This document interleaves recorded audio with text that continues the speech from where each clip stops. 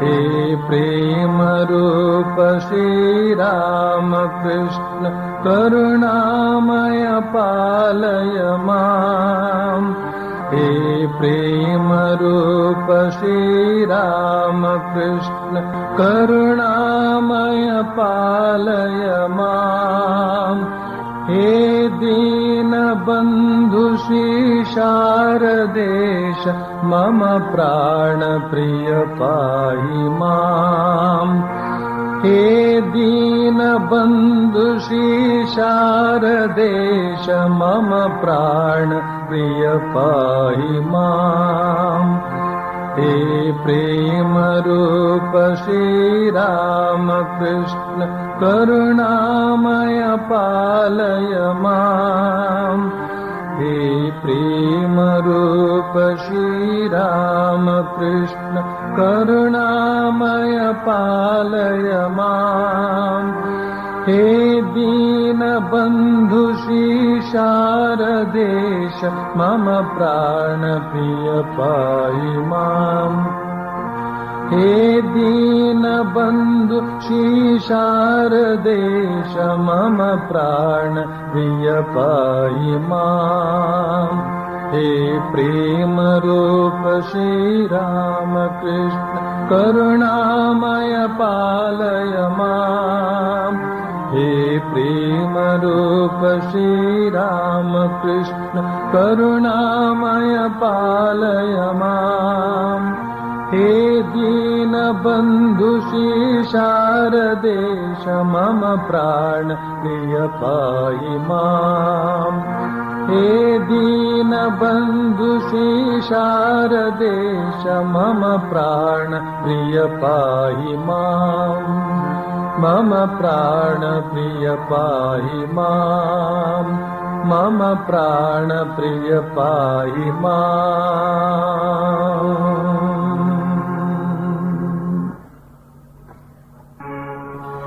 संजयागलो तव की पुदुमन दक्षिणेश्वर यात्रेगे परमहंसर तीर्थवाणीय पंच अमृतद पात्रेगे संजयागलो तव की पुदुमन दक्षिणेश्वर यात्रेगे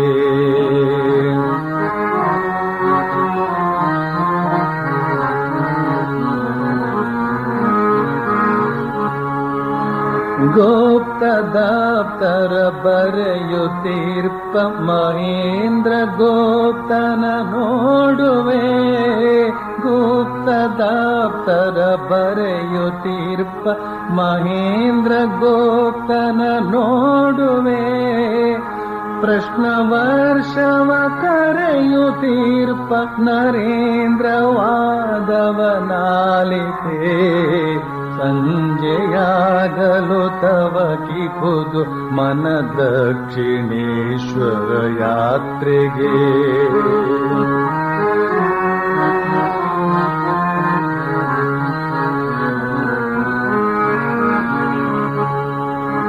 ಅತ್ತ ಕೇಶವ ಚಂದ್ರಸೇನನ ಭಕ್ತಿ ನಮನವ ಕಾಣುವೆ ಅತ್ತ ಕೇಶವ ಚಂದ್ರಸೇನನ ಭಕ್ತಿ ನಮನವ ಕಾಣುವೆ ಇತ್ತ ಮತ್ತ ಗಿರೀಶ ಘೋಷನ ಚಂದ್ರ ಚಿತ್ತದಿ ಕೈಯುವೆ ಸಂಜೆಯಾಗಲು ತವ ಕಿ ಖುದು ಮನ ದಕ್ಷಿಣೇಶ್ವರ ಯಾತ್ರೆಗೆ ಪರಮಹಂಸರ ತೀರ್ಥವಾಣಿಯ ಪಂಚ ಅಮೃತದ ಪಾತ್ರೆಗೆ ಸಂಜೆಯಾಗಲು ತವ ಕಿ ಖುದು ಮನ ದಕ್ಷಿಣೇಶ್ವರ ಯಾತ್ರೆಗೆ ಸಂಜೆಯಾಗಲು ತವ ಕಿ ಖುದು ಮನ ದಕ್ಷಿಣೇಶ್ವರ ಯಾತ್ರೆಗೆ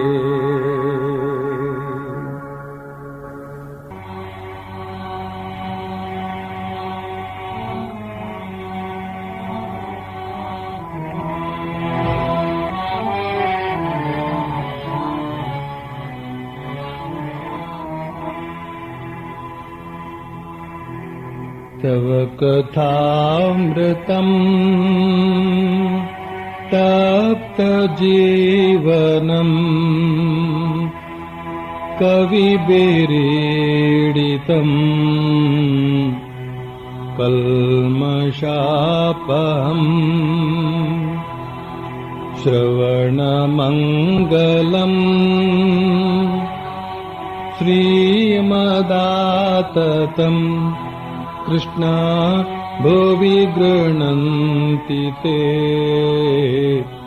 भूरिदा जना।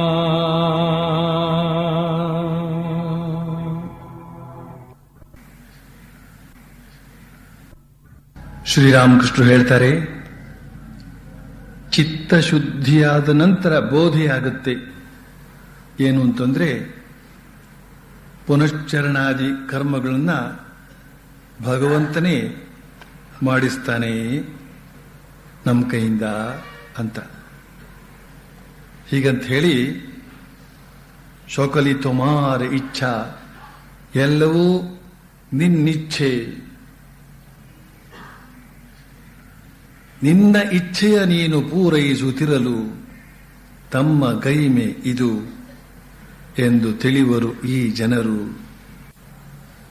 ಭಗವಂತನ ದರ್ಶನ ದೊರೆತರೆ ಎಲ್ಲಾ ಸಂದೇಹಗಳು ನಿವೃತ್ತಿಯಾಗಿ ಬಿಡುತ್ತವೆ.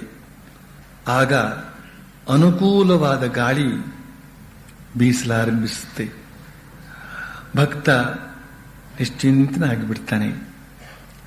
ಅನುಕೂಲವಾದ ಗಾಳಿ ಬೀಸುವಾಗ ಯಾವ ರೀತಿಯಾಗಿ ಅಂಬಿಗ ನೌಕಾಪಟವನ್ನ ಬಿಚ್ಚಿ ಚುಕ್ಕಾಣಿ ಹಲಗೆಯನ್ನ ನೆಪಮಾತ್ರಕ್ಕೆ ಹಿಡಿದುಕೊಂಡು ನಿಶ್ಚಿಂತೆಯಿಂದ ಕುಳಿತು ಹುಕ್ಕ ಸೇಯ್ತಾನೋ, ಆ ರೀತಿಯಾಗಿ ಭಕ್ತ ನಿಶ್ಚಿಂತನಾಗಿ ಬಿಡ್ತಾನೆ ಅಂತ ಹೇಳ್ತಾರೆ ಶ್ರೀರಾಮಕೃಷ್ಣರು.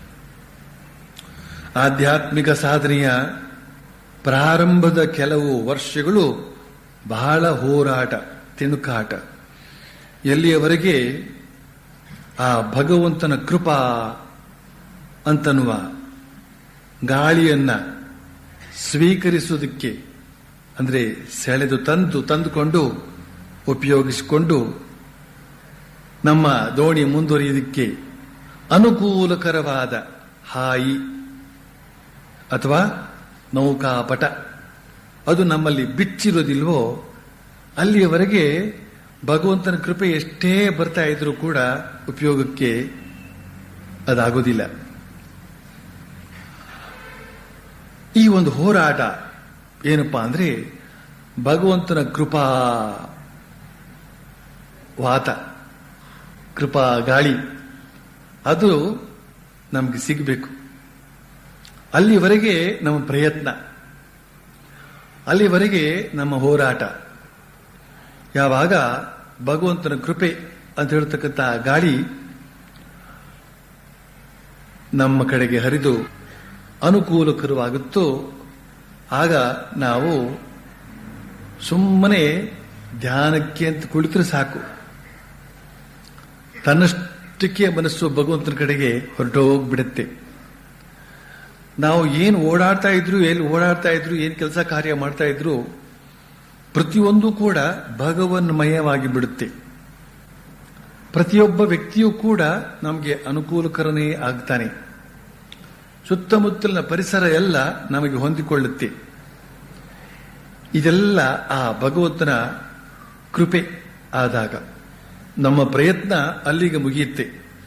ಆಮೇಲೆ ಭಗವಂತನ ಯತ್ನ ಅಂತ ಶ್ರೀರಾಮಕೃಷ್ಣ ಹೇಳ್ತಾರೆ. ಮಾಶಮಾಶಯ ಬರೀತಾನೆ, ಈಶಾನ ಪರಮಹಂಸರಿಂದ ಬೇಳುಗೊಂಡು ಹೊರಟು ಹೋದ.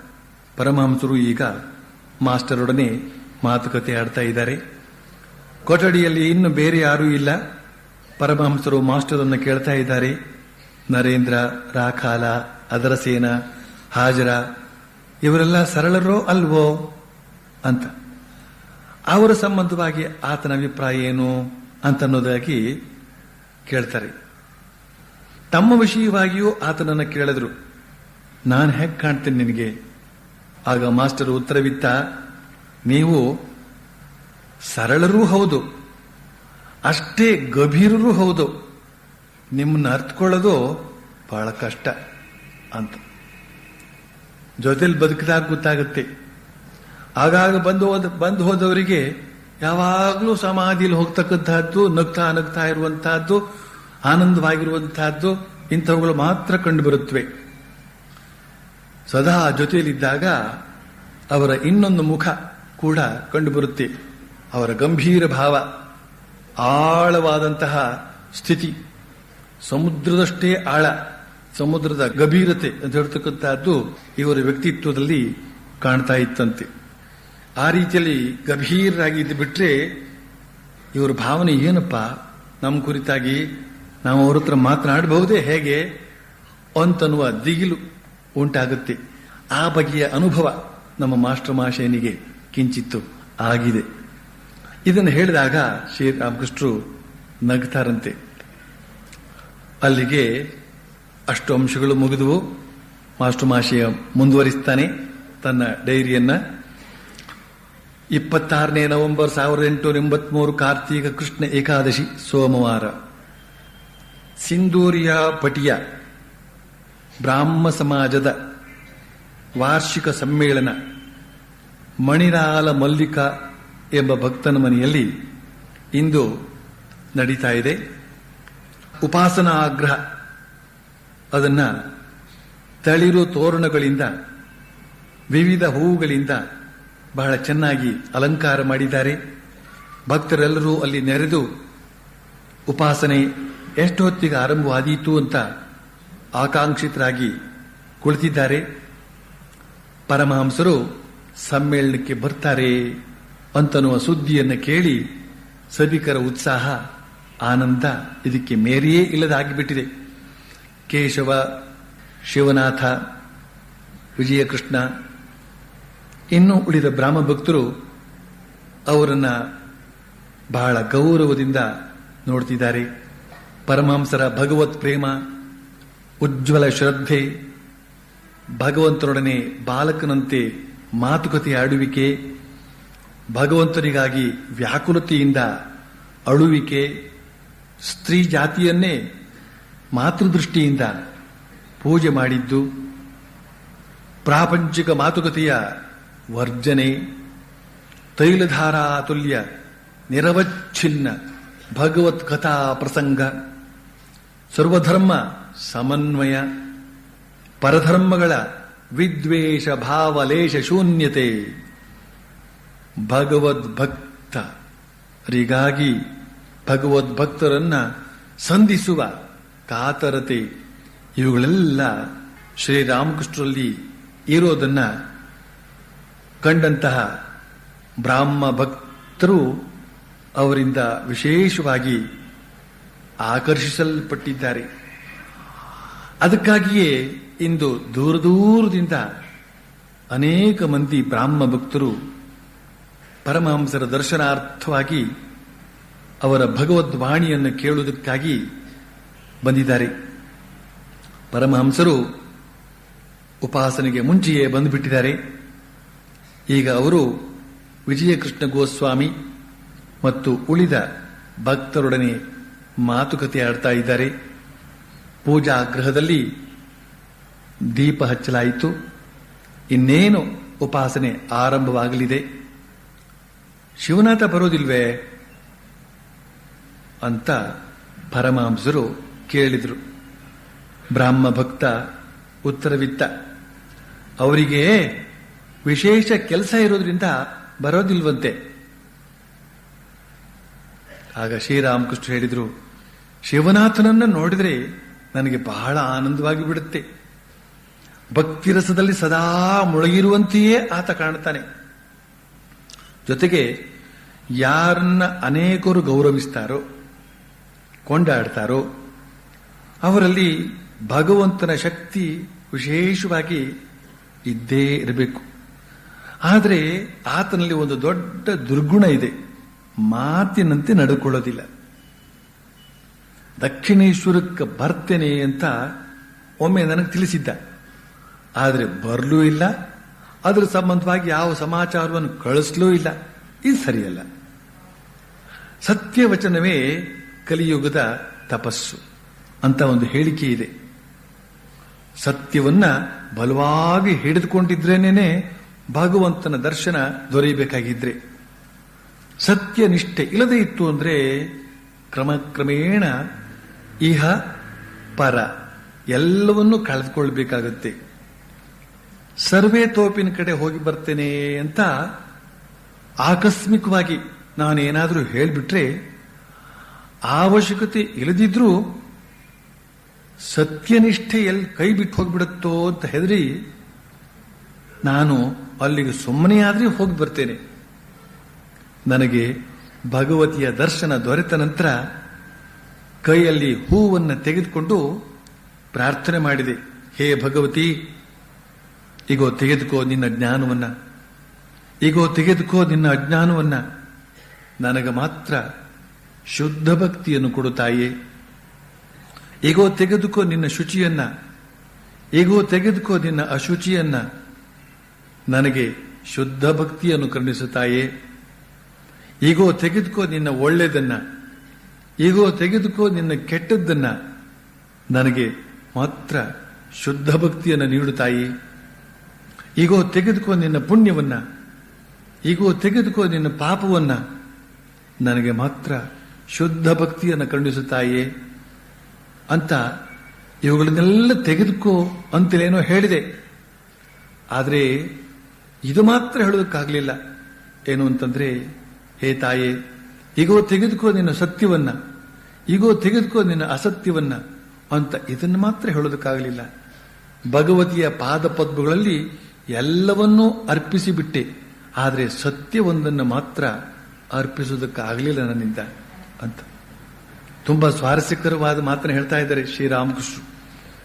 ಕಲಿಯುಗದಲ್ಲಿ ಸತ್ಯವೇ ತಪಸ್ಸು ಅಂತ, ಸತ್ಯವೇ ಎಲ್ಲದಕ್ಕೂ ಕೂಡ ಸಾಕ್ಷಾತ್ಕಾರಕ್ಕೂ ಕೂಡ ಸತ್ಯಮಯವಾದಂತಹ ಜೀವನವನ್ನು ನಾವು ಇಟ್ಕೊಂಡ್ಬಿಟ್ರೆ ಎಲ್ಲವೂ ಸುಲಭವಾಗುತ್ತೆ ಅಂತನ್ನುವ ಒಂದು ಮಾತನ್ನ ಶ್ರೀರಾಮಕೃಷ್ಣ ಮತ್ತೆ ಮತ್ತೆ ಒತ್ತಿ ಹೇಳ್ತಾರೆ. ಅದು ಮೊದಲಿಂದ ಇದ್ದಂತಹ ಮಾತು, ಹೊಸ ಮಾತೇನಲ್ಲ. ಆದರೆ ಶ್ರೀರಾಮಕೃಷ್ಣ ಅನುಷ್ಠಾನಾತ್ಮಕವಾದಂತಹ ಜೀವನದಿಂದ ಹೊರಬಂದಂತಹ ಮಾತಾದ್ರಿಂದ ಅದಕ್ಕೆ ಒಂದು ಶಕ್ತಿ. ವಿಶೇಷವಾಗಿ ಸ್ವಾಮಿ ವಿಜ್ಞಾನಾನಂದಜಿ ಮಹಾರಾಜ್ ಅವರು ಶ್ರೀರಾಮಕೃಷ್ಣರ ಸನ್ಯಾಸಿ ಶಿಷ್ಯರು, ಅಲಹಾಬಾದ್ನಲ್ಲಿ ಅಧ್ಯಕ್ಷರಾಗಿದ್ದರು ಅವರು.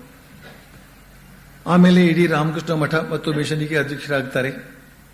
ಅವರ ಬಳಿಗೆ ಒಬ್ಬ ಬಂದು ಕೇಳ್ತಾನೆ, ಮಾರ್ಗ ಏನು, ಭಗವತ್ ಸಾಕ್ಷಾತ್ಕಾರಕ್ಕೆ ಮಾರ್ಗ ಏನು, ಯಾವ ಬಗೆಯ ಸಾಧನೆ ನಾವು ಮಾಡಬೇಕು, ದಯವಿಟ್ಟು ಹೇಳಬೇಕು ಅಂತ. ಆಗ ಅವ್ರು ಹೇಳಿದ್ರಂತೆ, ನೀನು ಹುಡುಗಾಗಿದ್ದಾಗ ಕಾಪಿ ಬರ್ದಿದ್ಯಲ್ಲ, ಸತ್ಯವೇ ದೇವರು, ಸತ್ಯವೇ ತಾಯಿ, ಸತ್ಯವೇ ತಂದೆ ಅಂತ ಬರ್ದಿದ್ಯಲ್ಲ ಕಾಪಿ, ಅದನ್ನು ಬರೀ ಕಾಪಿ ಬರ್ದಿದ್ದೀನಿ ನೀನಾಗ, ಈಗ ಅದನ್ನ ಅನುಷ್ಠಾನ ಮಾಡು, ಅಷ್ಟೇ ಸಾಕು ಅಂತ. ಅಷ್ಟರ ಮಟ್ಟಿಗೆ ಈ ಸತ್ಯದ ನಡವಳಿಕೆಯನ್ನ ಶ್ರೀರಾಮಕೃಷ್ಣ ಪರಂಪರೆ ಒತ್ತಿ ಹೇಳ್ತಾ ಇದೆ.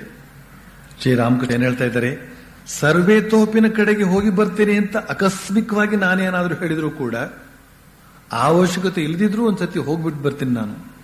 ಸರ್ವೇ ತೋಪಿನ ಬಳಿಗೆ ಹೋಗುವುದು ಅಂದ್ರೆ ಹೊರಕ್ಕೆ ಹೋಗೋದು ಅಂತ ಅರ್ಥ. ಸಾಮಾನ್ಯವಾಗಿ ಆಗ ಈ ಲೆಟ್ರಿನ್ ಇತ್ಯಾದಿ ಎಲ್ಲ ಇರಲಿಲ್ವಲ್ಲ, ಬಹಿರ್ ಪ್ರದೇಶಕ್ಕೆ ಹೋಗುವಂತಹದ್ದು. ಅಲ್ಲಿಗೆ ಹೋಗ್ಬಿಟ್ಟು ಬರ್ತೇನೆ ಅಂತ ಹೋಗ್ಬೇಕು ಅಂತ ಅನಿಸ್ಬಿಡುತ್ತೆ ಕೆಲವು ಸರ್ತಿ. ಆದ್ರಿಂದ ಹೋಗ್ಬಿಟ್ಟು ಬರ್ತೇನೆ ಅಂತ ಅವ್ರು ಹೇಳ್ತಾರಂತೆ. ಆದ್ರಿಂದ ಕಾಲ್ ತಮ್ಮಿಗೆ ನೀರು ತಯಾರು ಮಾಡಿ ಕೊಡಬೇಕು, ಅದಕ್ಕೋಸ್ಕರ ಅವ್ರು ಹೇಳೋದು ಈ ತರ ಹೋಗಬೇಕಾಗಿದೆ ಅಂತ.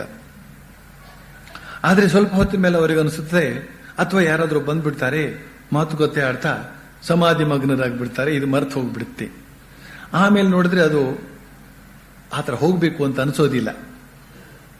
ಅಂಥದ್ರಲ್ಲೂ ಕೂಡ ಅವಶ್ಯಕತೆ ಕಂಡು ಬರ್ದೇ ಇದ್ರೂ ಕೂಡ ಒಮ್ಮೆ ಅಲ್ಲಿ ಹೋಗ್ಬಿಟ್ಟು ಬರ್ತಾರಂತೆ. ಯಾಕೆಂತಂದ್ರೆ ಹೋಗ್ಬಿಟ್ಟು ಬರ್ತೀನಂತ ನಾನು ಹೇಳಿದ್ದೀನಲ್ಲ, ಮಾತಿಗೆ ತಪ್ಪಿದಂತಾಗುತ್ತಲ್ಲ, ಇದೆಲ್ಲಾದ್ರೂ ಉಂಟೆ. ಹೋಗಬೇಕಾಗದಿದ್ರೆ ಹೋಗದೇ ಇರೋದು ಅಷ್ಟೇನೆ. ಒಂದು ವೇಳೆ ಹೋಗುವಂತಹ ಅವಶ್ಯಕತೆ ಕಂಡು ಬರದೇ ಇದ್ರೂ ಹೋಗಬೇಕಾದ್ದೇನಿದೆ, ಹೋಗಿ ಸತ್ಯ ಪರಿಪಾಲನೆ ಮಾಡುವಂತಹದ್ದೇನಿದೆ, ಹಾಗೆ ಸತ್ಯ ಪರಿಪಾಲನೆ ಮಾಡಿ ಯಾವ ದೇವರನ್ನ ಮೆಚ್ಚಿಸಬೇಕಾಗಿದೆ, ಯಾವ ಜನರಿಗೆ ತಾನೇ ಅದು ಗೊತ್ತಾಗುತ್ತೆ. ಹೋದ್ರೆ ಏನು, ಹೋಗದೆ ಇದ್ರೆ ಏನು. ಆದ್ರೆ ಅಂತರಾತ್ಮ ಅಂತ ಹೇಳ್ತಕ್ಕಂಥದ್ದೊಂದಿದೆ. ಅದು ಎಲ್ಲವನ್ನು ಕೂಡ ಕಾಣ್ತಾ ಇದೆ, ಎಲ್ಲಕ್ಕೂ ಕೂಡ ಸಾಕ್ಷಿಯಾಗಿ ನಿಂತಿದೆ. ಅದು ಈ ಮನುಷ್ಯ ಎಷ್ಟರ ಮಟ್ಟಿಗೆ ಸತ್ಯವಂತನಾಗಿದ್ದಾನೆ, ಎಷ್ಟರ ಮಟ್ಟಿಗೆ ಧರ್ಮಾಚರಣೆಯನ್ನು ಮಾಡ್ತಾ ಇದ್ದಾನೆ ಅಂತ ಪ್ರತಿಯೊಂದನ್ನು ಕೂಡ ಅದು ನೋಡ್ತಾ ಇರುತ್ತೆ. ಅಷ್ಟು ಮಾತ್ರ ಅಲ್ಲ, ಈ ಜಗತ್ತಿನಲ್ಲಿರ್ತಕ್ಕಂಥ ಪಂಚ ಮಹಾಭೂತಗಳು ಅಂದ್ರೆ ಆಕಾಶದಿಂದ ಹಿಡಿದು ಭೂಮಿಯವರೆಗೆ, ಮತ್ತು ವನಸ್ಪತಿಗಳು, ಮತ್ತೆ ನಮ್ಮ ಧರ್ಮದೇವತೆಗಳು, ಹೀಗೆ ಇವುಗಳೆಲ್ಲವೂ ಕೂಡ ನಮ್ಮ ಚಲನವಲನಗಳನ್ನ ನೋಡ್ತಾ ಇರುತ್ತವಂತೆ. ಒಂದು ನಾಯಿ ಕೂಡ, ಒಂದು ಇರುವೆ ಕೂಡ, ಒಂದು ಇಲಿ ಕೂಡ, ಪ್ರಾಣಿಗಳು ಸ್ವಂತ ಬತ್ತ ಇರ್ತವೆ, ಅವೆಲ್ಲವೂ ಕೂಡ ಅವನೊಳಗಡೆ ಪರಮಾತ್ಮ ಇದ್ದಾನೆ. ಅವು ಕೂಡ ನಮ್ಮ ಎಲ್ಲ ಚಲನವಲನಗಳನ್ನು ಕೂಡ ನೋಡುತ್ತವೆ. ಭಗವಂತನ ಕಣ್ಣಿಗೆ, ಭಗವಂತನ ಬುದ್ಧಿಗೆ ಗೋಚರವಾಗದಂತೆ ನಾವು ಯಾವುದನ್ನೂ ಮಾಡೋದಕ್ಕೆ ಸಾಧ್ಯವಿಲ್ಲ. ಅದರಿಂದ ಮತ್ತೆ ಮತ್ತೆ ಕೇಳ್ಕೊಳ್ತಾ ಇರಬೇಕು, ದೇವ್ರನ್ನ ಕ್ಷಮಿಸು ಕ್ಷಮಿಸು ಕ್ಷಮಿಸು ಅಂತ. ಎಲ್ಲೇ ಹೋದ್ರೆ ತಪ್ಪುಗಳ ರಾಶಿ ಸೇರ್ಕೊಳ್ತಾ ಇರುತ್ತಲ್ಲ, ಅದಕ್ಕೋಸ್ಕರ. ಆದರೆ ಶ್ರೀರಾಮಕೃಷ್ಣರು 100ಕ್ಕೆ 100 ಆದರ್ಶವನ್ನು ಪರಿಪಾಲಿಸಿ ಜಗತ್ತಿಗೆ ತೋರಿಸುವುದಕ್ಕಾಗಿ ಆ ಸರ್ವೇ ಮರದ ಕಡೆಗೆ ಹೋಗಬೇಕಾದಂತಹ ಪ್ರಮೇಯವಿಲ್ಲದಿದ್ರೂ ಕೂಡ ಹೋಗಿ ಬಂದು ತಮ್ಮ ಸತ್ಯ ಪರಿಪಾಲನೆಯ ರೀತಿಯನ್ನ ನಮಗೆ ತೋರಿಸಿಕೊಡ್ತಾ ಇದ್ದಾರೆ. ಅಷ್ಟೇ ಅಲ್ಲದೇನೇನೆ ಜಗನ್ಮಾತೆಗೆ ಪ್ರಾರ್ಥನೆ ಮಾಡಿಕೊಳ್ಳುವಾಗ ಎಲ್ಲ ಬಗೆಯ ದ್ವಂದ್ವಗಳನ್ನ, ಪುಣ್ಯ ಅಪುಣ್ಯ, ಧರ್ಮ ಅಧರ್ಮ ಎಲ್ಲವನ್ನೂ ಕೂಡ ಜಗನ್ಮಾತೆಗೆ ಒಪ್ಪಿಸಿದ್ರಂತೆ. ಆದರೆ ಸತ್ಯ ಮತ್ತು ಅಸತ್ಯವನ್ನ ಅರ್ಪಿಸಲಿ, ಸತ್ಯವನ್ನ ಯಾಕೆ ಅರ್ಪಿಸಬೇಕು? ಸತ್ಯವನ್ನ ಅರ್ಪಿಸಿದ್ದೇನೆ, ಅಸತ್ಯವನ್ನ ಅರ್ಪಿಸಿದ್ದೇನೆ ಅಂತ ಹೇಳಕ್ ಸಾಧ್ಯವಿಲ್ಲ. ಯಾತಕ್ಕೆ ಅಂತ ಹೇಳಿದ್ರೆ, ಅರ್ಪಿಸಿದ್ರ ಮೇಲೆ ಎರಡನ್ನೂ ಸಮಾನವಾಗಿ ಅರ್ಪಿಸಬೇಕಾಗತ್ತೆ. ಇದು ಕ್ರಮ. ಒಂದು ತನಗೂ ಅನುಕೂಲವಾದನ್ನು ಇಟ್ಕೊಂಡು ಕೆಟ್ಟದ್ದನ್ನೆಲ್ಲ ದೇವರಿಗೆ ಅರ್ಪಣೆ ಮಾಡತಕ್ಕಂಥದ್ದು ಅದು ತುಚ್ಛ ಬುದ್ಧಿ. ಅದಕ್ಕೋಸ್ಕರ ಶ್ರೀರಾಮಕೃಷ್ಣರು ಅಸತ್ಯವನ್ನು ಮಾತ್ರ ಅರ್ಪಿಸುವುದಕ್ಕೆ ಸಾಧ್ಯವಿಲ್ಲ, ಸತ್ಯವನ್ನು ತಾನು ಇಟ್ಕೊಳ್ಬೇಕಾಗತ್ತೆ. ಅದರಿಂದ ಅಸತ್ಯ ಸತ್ಯ ಎರಡನ್ನು ಕೂಡ ತಾನು ಇಟ್ಕೊಂಡಿದ್ದೇನೆ ಅಂತಂದ್ರೆ ಆ ಸತ್ಯವನ್ನ ತಾನು ಇಟ್ಕೊಳ್ಳೋದಕ್ಕಾಗಿ ಆ ಪ್ರಾರ್ಥನೆಯನ್ನು ತಾವು ಮಾಡೋಕ್ಕಾಗಲಿಲ್ಲ ಅಂತ ಹೇಳ್ತಾರೆ. ಒಂದು ವೇಳೆ ಸತ್ಯವನ್ನು ಅರ್ಪಿಸಿದ್ರೇನಾಗ್ತಿತ್ತು? ಸತ್ಯ ಸ್ವರೂಪಿಣಿಯಾದಂತಹ ಅವಳಿಗೆ ಆ ಸತ್ಯವನ್ನು ಅರ್ಪಣೆ ಮಾಡಿದ್ರೆ ತಾನೇ ಎಲ್ಲಿಗೆ ಹೋಗುತ್ತೆ, ಇವರಿಗೆ ಅದು ಬರುತ್ತೆ ಅಂತ ಹೇಳಿದ್ರೆ ಹಾಗಲ್ಲ. ಸತ್ಯವನ್ನ ಅರ್ಪಣೆ ಮಾಡಿದ ಮೇಲೆ ಇವರಲ್ಲಿ ಏನು ಉಳಿತು ಅಂದ್ರೆ ಸೊಳ್ಳೆ ಉಳಿತು. ತಾವು ಅವರಿಗೆ ತಾಯಿಗೆ ಶರಣಾಗಿದ್ದೇವೆ ಅಂತ ಹೇಳ್ತಕ್ಕಂಥ ಮಾತಿಗೆ ಸತ್ಯತೆ ಏನಿದೆ ಅಂತ ಪ್ರಶ್ನೆ ಬಂದ್ಬಿಡುತ್ತೆ. ತಾವು ಏನೇ ಕೆಲಸ ಕಾರ್ಯಗಳನ್ನ ಮಾಡಿದರೂ ಕೂಡ, ಏನೇ ಮಾತುಗಳನ್ನು ಹೇಳಿದರೂ ಕೂಡ ಅದರ ಹಿನ್ನೆಲೆಯಲ್ಲಿ ಸತ್ಯ ಇದೆ ಅಂತ ಅನ್ನೋದಕ್ಕೇನು ಸಾಕ್ಷಿ? ಯಾಕೆಂದ್ರೆ ಈ ಸತ್ಯವನ್ನು ಬಿಟ್ಟುಬಿಟ್ಟಿದ್ದಾರೆ ಇವರು. ಆದ್ರಿಂದ ಸತ್ಯವನ್ನು ಬಿಟ್ಟಾಗ ನಮ್ಮ ಕೆಲಸ ಕಾರ್ಯಗಳೆಲ್ಲವೂ ಕೂಡ ಸುಳ್ಳಾಗಿ ಬಿಡುತ್ತವೆ, ಅಥವಾ ಟೊಳ್ಳಾಗಿ ಬಿಡುತ್ತವೆ, ಅರ್ಥರಹಿತವಾಗಿ ಬಿಡುತ್ತವೆ. ಆದ್ರಿಂದ ಸತ್ಯವನ್ನು ನಾನು ಬಿಟ್ಕೊಡೋದಕ್ಕಾಗಲಿಲ್ಲ ಅಂತ ಒಂದು ಮಾತನ್ನು ಹೇಳ್ತಾರೆ. ಬಳಿಕ ಮಾಸ್ಟರ್ ಮಹಾಶಯ ಬರೀತಾನೆ, ಬ್ರಾಹ್ಮ ಸಮಾಜದ ಪದ್ಧತಿಗನುಸಾರ ಉಪಾಸನೆ ಆರಂಭವಾಯಿತು. ಆಚಾರ್ಯರು ವೇದಿಕೆಯ ಮೇಲೆ ಕುಳಿತಿದ್ದಾರೆ. ಪ್ರಾರ್ಥನೆಯಾದ ನಂತರ ಆತ ಪರಬ್ರಹ್ಮನ ಸಂಬಂಧವಾಗಿ ವೇದೋಕ್ತ ಮಂತ್ರಗಳನ್ನು ಉಚ್ಚರಿಸುವುದಕ್ಕೆ ಆರಂಭಿಸಿದ್ದಾನೆ.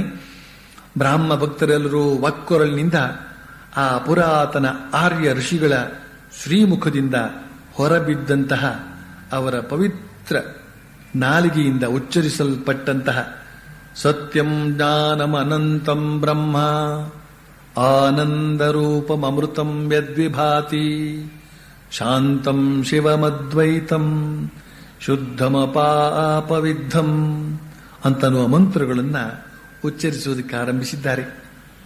ಪ್ರಣವ ಸಂಯುಕ್ತವಾದ ಈ ಉಚ್ಚಾರಣೆಯ ಧ್ವನಿ ಭಕ್ತರ ಹೃದಯಾಕಾಶದಲ್ಲಿ ಪ್ರತಿಧ್ವನಿಸತೊಡಗಿದೆ. ಎಲ್ಲರೂ ಕಣ್ಮುಚ್ಚಿಕೊಂಡು ವೇದೋಕ್ತ ಸಗುಣ ಬ್ರಹ್ಮನ ಮೇಲೆ ಸ್ವಲ್ಪ ಹೊತ್ತಿನಿಂದ ಧ್ಯಾನದಲ್ಲಿ ತೊಡಗಿದ್ದಾರೆ. ಪರಮಹಂಸರು ಭಾವದಲ್ಲಿ ನಿಮಗ್ನರಾಗಿದ್ದಾರೆ. ಬಾಯಲ್ಲಿ ಯಾವ ಮಾತೂ ಇಲ್ಲ. ಸ್ಥಿರ ದೃಷ್ಟಿ ಉಳ್ಳವರಾಗಿ ಚಿತ್ರದ ಗೊಂಬೆಯ ಹಾಗೆ ಕುಳಿತಿದ್ದಾರೆ. ಅವರ ಆತ್ಮಪಕ್ಷಿ ಎಲ್ಲೋ ಆನಂದದಿಂದ ವಿಹರಿಸ್ತಾ ಇದೆ. ಅವರ ದೇಹ ಮಾತ್ರ ಶೂನ್ಯ ಮಂದಿರದಲ್ಲಿ ಬಿದ್ದಿದೆ. ಪ್ರಕೃತಿಸ್ಥರಾದ ನಂತರ ಕಣ್ಣು ತೆರೆದು ನೋಡ್ತಾರೆ. ಸಭಿಕರೆಲ್ಲರೂ ನೆಟ್ಟ ದೃಷ್ಟಿಯುಳ್ಳವರಾಗಿ ತಮ್ಮನ್ನೇ ನೋಡ್ತಾ ಇದ್ದಾರೆ. ಆ ಸಮಯಕ್ಕೆ ಸರಿಯಾಗಿ ಇದ್ದಕ್ಕಿದ್ದ ಹಾಗೆ ಬ್ರಹ್ಮ ಬ್ರಹ್ಮ ಅಂತ ಹೇಳ್ತಾ ಶ್ರೀರಾಮಕೃಷ್ಣರು ಎದ್ದು ನಿಂತು ಬಿಟ್ಟಿದ್ದಾರೆ ಸಮಾಧಿ ಸ್ಥಿತಿಯಲ್ಲಿ. ಆ ಹೊತ್ತಿಗೆ ಸರಿಯಾಗಿ ಉಪಾಸನೆ ಮುಗಿದು ಬ್ರಾಹ್ಮ ಭಕ್ತರು ತಾಳ ಮೃದಂಗಗಳೊಡನೆ ಸಂಕೀರ್ತನೆ ಮಾಡಲಾರಂಭಿಸಿದ್ದಾರೆ. ಪರಮಹಂಸರು ಪ್ರೇಮಾನಂದದಿಂದ ಮತ್ತರಾಗಿ ಅವರೊಡನೆ ಹಾಡ್ತಾ ನರ್ತಿಸಲಾರಂಭಿಸಿದ್ದಾರೆ. ಎಲ್ಲರೂ ಮುಗ್ಧರಾಗಿ ಆ ನೃತ್ಯವನ್ನು ನೋಡ್ತಾ ಇದ್ದಾರೆ. ವಿಜಯಕೃಷ್ಣ ಗೋಸ್ವಾಮಿಯು ಹಾಗೂ ಉಳಿದ ಭಕ್ತರು ಅವರನ್ನ ಸುತ್ತುಗಟ್ಟಿ ನರ್ತಿಸ್ತಾ ಇದ್ದಾರೆ. ವಿಜಯಕೃಷ್ಣ ಗೋಸ್ವಾಮಿಗೆ ಬಹಳ ದೊಡ್ಡ ಹೊಟ್ಟೆ, ತುಂಬಿದ ಮೈಕಟ್ಟು. ಅವನು ಕೂಡ ಅಲ್ಲೆಲ್ಲ ನರ್ತನ ಮಾಡ್ತಾ ಇದ್ದಂತಂದ್ರೆ ಹೇಗೆ ಇದ್ದಿರಬಹುದು ಅಂತ ಭಾವಿಸಿ ನೋಡಬೇಕು. ಅವನ ಚಿತ್ರವನ್ನು ನೋಡಬೇಕು, ಪುಸ್ತಕದಲ್ಲಿ ಹೆಚ್ಚಾಗಿ ಬಂದಿದೆ ಅದೆಲ್ಲ. ಅವ್ರನ್ನ ಸುತ್ತುಗಟ್ಟಿ ನರ್ತಿಸ್ತಾ ಇದ್ದಾರೆ. ಅಲ್ಲಿ ನೆರೆದಿದ್ದವರೆಲ್ಲರೂ ಕೂಡ ಈ ಅದ್ಭುತ ದೃಶ್ಯವನ್ನು ನೋಡ್ತಾ ಕೀರ್ತನ ಆನಂದವನ್ನು ಸವಿತಾ ಈ ಪ್ರಪಂಚವನ್ನೇ ಮರೆತು ಬಿಟ್ಟಂತೆ ಕಾಣ್ತಾ ಇದ್ದಾರೆ. ಅವರು ಹರಿರಸ ಮದಿರೆಯನ್ನ ಪಾನ ಮಾಡ್ತಾ ಈ ಕೆಲವು ನಿಮಿಷಗಳ ಮಟ್ಟಿಗಾದರೂ ವಿಷಯಾನಂದವನ್ನ ಮರೆತು ಬಿಟ್ಟಿರುವಂತೆ, ವಿಷಯ ಸುಖ ರಸ ಅವರಿಗೆ ಕಹಿಯಾಗಿ ತೋರ್ತಾ ಇರುವಂತೆ ಕಂಡು ಬರ್ತಾ ಇದೆ ಅಂತ ಬರೀತಾನೆ ಮಾಸ್ಟರ್ ಮಾಶಯ. ಅಲ್ಲಿ ದಿವ್ಯಾದ್ಭುತವಾದಂತಹ ಸಂಕೀರ್ತನೆ ನಡೀತಾ ಇದೆಯಂತೆ. ನರ್ತನ ಕೂಡ ಮಾಡ್ತಾ ಇದ್ದಾರೆ. ಎಲ್ಲರೂ ನರ್ತನ ಮಾಡ್ತಾ ಇದ್ದಾರೆ. ಶ್ರೀರಾಮಕೃಷ್ಣರು ನರ್ತನ ಮಾಡ್ತಾ ಇದ್ದಾರಂತೆ. ಶ್ರೀರಾಮಕೃಷ್ಣರು ನರ್ತನ ಮಾಡುವಾಗ ಯಾವಾಗ ಕಲ್ತರು? ಭರತನಾಟ್ಯವನ್ನೋ ಅಥವಾ ಇನ್ಯಾವ ನಾಟ್ಯವನ್ನು ಯಾವಾಗ ಕಲ್ತರವರು? ಆ ಥರ ವರ್ತಮಾನವೇ ಇಲ್ಲ. ಆದರೂ ಕೂಡ ಭಗವದ್ ಭಾವದಿಂದ ಉನ್ಮತ್ತರಾಗಿ ನರ್ತನ ಮಾಡ್ತಾ ಇದ್ದಾರಂತೆ. ಈ ನರ್ತನ, ಕೀರ್ತನ, ತಾಳಮೇಳ ಇವುಗಳೆಲ್ಲ ಜೊತೆಯಾಗಿ ಹೋಗತಕ್ಕಂಥವುಗಳು. ಭಗವಂತ ಆನಂದ ಸ್ವರೂಪಿ ಅವನು ಕೂಡ ಸ್ವಯಂ ನರ್ತನ ಮಾಡ್ತಾ ಇರುವವನು. ಶಿವ ತಾಂಡವ ನೃತ್ಯಕ್ಕೆ ಬಹಳ ಪ್ರಸಿದ್ಧ. ನಾನು ಕೂಡ ತಾಂಡವ ನೃತ್ಯ ಕಲ್ತಿದ್ದೆ. ಆಶ್ರಮಕ್ಕೆ ಸೇರಬೇಕಾದ್ರೆ ಮೊದಲು ಒಂದಷ್ಟು ನರ್ತನ ಮಾಡಿದ್ದೆ. ಒಂದಾನೊಂದು ವೇದಿಕೆಯ ಮೇಲೆ ಒಂದು ಶಾಲೆಯಲ್ಲಿದ್ದಾಗ ಒಳ್ಳೆ ಕಾರ್ಯಕ್ರಮ ಇರಲಿಲ್ಲ. ನಾನೇ ಒಂದು ಶಿವನ ವೇಷ ಹಾಕಿಕೊಂಡು ತಾಳವಾದ್ಯವನ್ನೆಲ್ಲ ಇಟ್ಕೊಂಡು ಸುಮಾರು 10 ನಿಮಿಷ ಕುಣಿದು ಆಡಿಬಿಟ್ಟೆ. ನೆನಪಿಗೆ ಬರುತ್ತೆ ಅದು. ಈಗಲೂ ಕೂಡ ಹಾಗೆ ಶ್ರೀರಾಮಕೃಷ್ಣರು ನರ್ತನ ಮಾಡ್ತಾ ಇದ್ದಾರೆ ಅಂತ ನಾವು ಮತ್ತೆ ಮತ್ತೆ ಈ ವಚನವೇದದಲ್ಲಿ ನೋಡುವಾಗ ನಮ್ಮ ಭಜನೆಯ ವೇಳೆಗೂ ಕೂಡ ನಾವು ಯಾಕೆ ನರ್ತನ ಮಾಡ್ಕೊಂಡು ಹಾಡಬಾರದು ಅಂತ ಅನಿಸುತ್ತೆ. ಆದ್ರೆ ಜಾಗ ಇಲ್ಲ, ಆದ್ರಿಂದ ಉಳುತ್ತಲೇ. ನರ್ತನ ಅನ್ನೋದು ಆನಂದದ ಒಂದು ಪ್ರತೀಕ. ಆಮೇಲೆ ಹಾವಭಾವಗಳು ಅಂತ ಹೇಳ್ತಕ್ಕಂತಹದ್ದು ಭಗವಂತನ ವಿಶಿಷ್ಟವಾದ ಭಾವಗಳನ್ನು ವ್ಯಕ್ತಪಡಿಸುವಂತಹ ಕೆಲವು ಸಂಕೇತಗಳು. ಇಂತಹದ್ದನ್ನು ಶ್ರೀರಾಮಕೃಷ್ಣರು ಮಾಡ್ತಾ ಇದ್ರಂತೆ. ಆ ದೇವ ದುರ್ಲಭವಾದಂತಹ ದೃಶ್ಯವೊಂದು ಅಲ್ಲಿ ನಿರ್ಮಾಣಗೊಳ್ತಾ ಇತ್ತಂತೆ. ಸಿಂಹ ಪರಾಕ್ರಮದಿಂದ ಅವರು ನರ್ತನ ಮಾಡ್ತಾ ಇದ್ರು ಅಂತ ಹೇಳ್ತಕ್ಕಂಥ ವರ್ಣನೆ ಬರುತ್ತೆ. ಶ್ರೀರಾಮಕೃಷ್ಣರು ಅತ್ಯಂತ ತೀವ್ರವಾದಂತಹ ಸಾಧನೆ ಮಾಡಿ ಅವ್ರ ಶರೀರ ಅಂತ ಹೇಳ್ತಕ್ಕಂಥದ್ದು ಸುಕೋಮಲವಾಗಿತ್ತು. ಎಷ್ಟರ ಮಟ್ಟಿಗೆ ಅಂತ ಹೇಳಿದ್ರೆ ಅವರು ಈ ಲೂಚಿ ಅಂತ ಬರುತ್ತೆ, ಬಂಗಾಳದಲ್ಲಿ ತಯಾರಿಸ್ತಾರೆ ಅದನ್ನ. ಪೂರಿ ಅಲ್ಲ, ಪೂರಿಯ ರೀತಿಯ ಮೈದಾ ಹಿಟ್ಟಿನಿಂದ ತಯಾರಿಸ್ತಕ್ಕಂಥ ಒಂದು ಪದಾರ್ಥ, ತೆಳ್ಳಿಗಿರುತ್ತದು. ಅದನ್ನ ಅವರು ಮುರ್ಕೊಂಡು ತಿನ್ನುವಾಗ ಕೈ ಬೆರಳು ಸೀಳಿ, ನಾಲ್ಗೆಲು ಸೀಳಿ ರಕ್ತ ಬರ್ತಾ ಇತ್ತಂತೆ. ಅಷ್ಟರ ಮಟ್ಟಿಗೆ ಸುಕೋಮಲ. ಆಮೇಲೆ ಇನ್ನು ಎಷ್ಟು ಹಗುರ ಅಂತಂದ್ರೆ, ಸ್ವಾಮಿ ವಿವೇಕಾನಂದರು ಅಂದ್ರೆ ಇನ್ನು ನರೇಂದ್ರ ಅವರ ಒಂದು ಭಾವಚಿತ್ರವನ್ನ ಹೇಗಾದ್ರೂ ಮಾಡಿ ತೆಗೆಸಬೇಕು ಅಂತ ಪ್ರಯತ್ನ ಪಡ್ತಾನೆ. ಅವರು ಒಪ್ಕೊಳ್ತಾ ಇಲ್ಲ. ಕೊನೆಗೆ ಒಂದ್ಸಲ ಉಪಾಯವಾಗಿ ಅವರು ಭಾವಸ್ಥರಾಗಿ ಕುಳಿತಿದ್ದ ಸಂದರ್ಭದಲ್ಲಿ ಆ ಫೋಟೋಗ್ರಾಫರ್ನ ಮೊದಲೇ ಸಿದ್ಧಗೊಳಿಸಿಕೊಂಡು, ನಾನು ಹೇಳಿದ ತಕ್ಷಣ ತೆಗಿಬೇಕಣಯ್ಯ ಅಂತ ವ್ಯವಸ್ಥೆ ಮಾಡಿದ್ರೆ ಆ ಫೋಟೋಗ್ರಾಫರ್ ಅವನು ತನ್ನ ವಿದ್ಯೆ ಬಿಡ್ತಾನೆ. ನೋಡಿ, ಸ್ವಲ್ಪ ಹೀಗೆ ಕೂತ್ಕೋಬೇಕು, ಒಂದ್ ಸ್ವಲ್ಪ ಹಾಗೆ, ಒಂದ್ ಸ್ವಲ್ಪ ಹೀಗೆ ನೋಡಿ, ಒಂದ್ ಸ್ವಲ್ಪ ಮೇಲೆ, ಒಂದ್ ಸ್ವಲ್ಪ ಕೆಳಗೆ ಅಂತ ಹೇಳೋದಕ್ಕೆ ಶುರು ಮಾಡಿದ.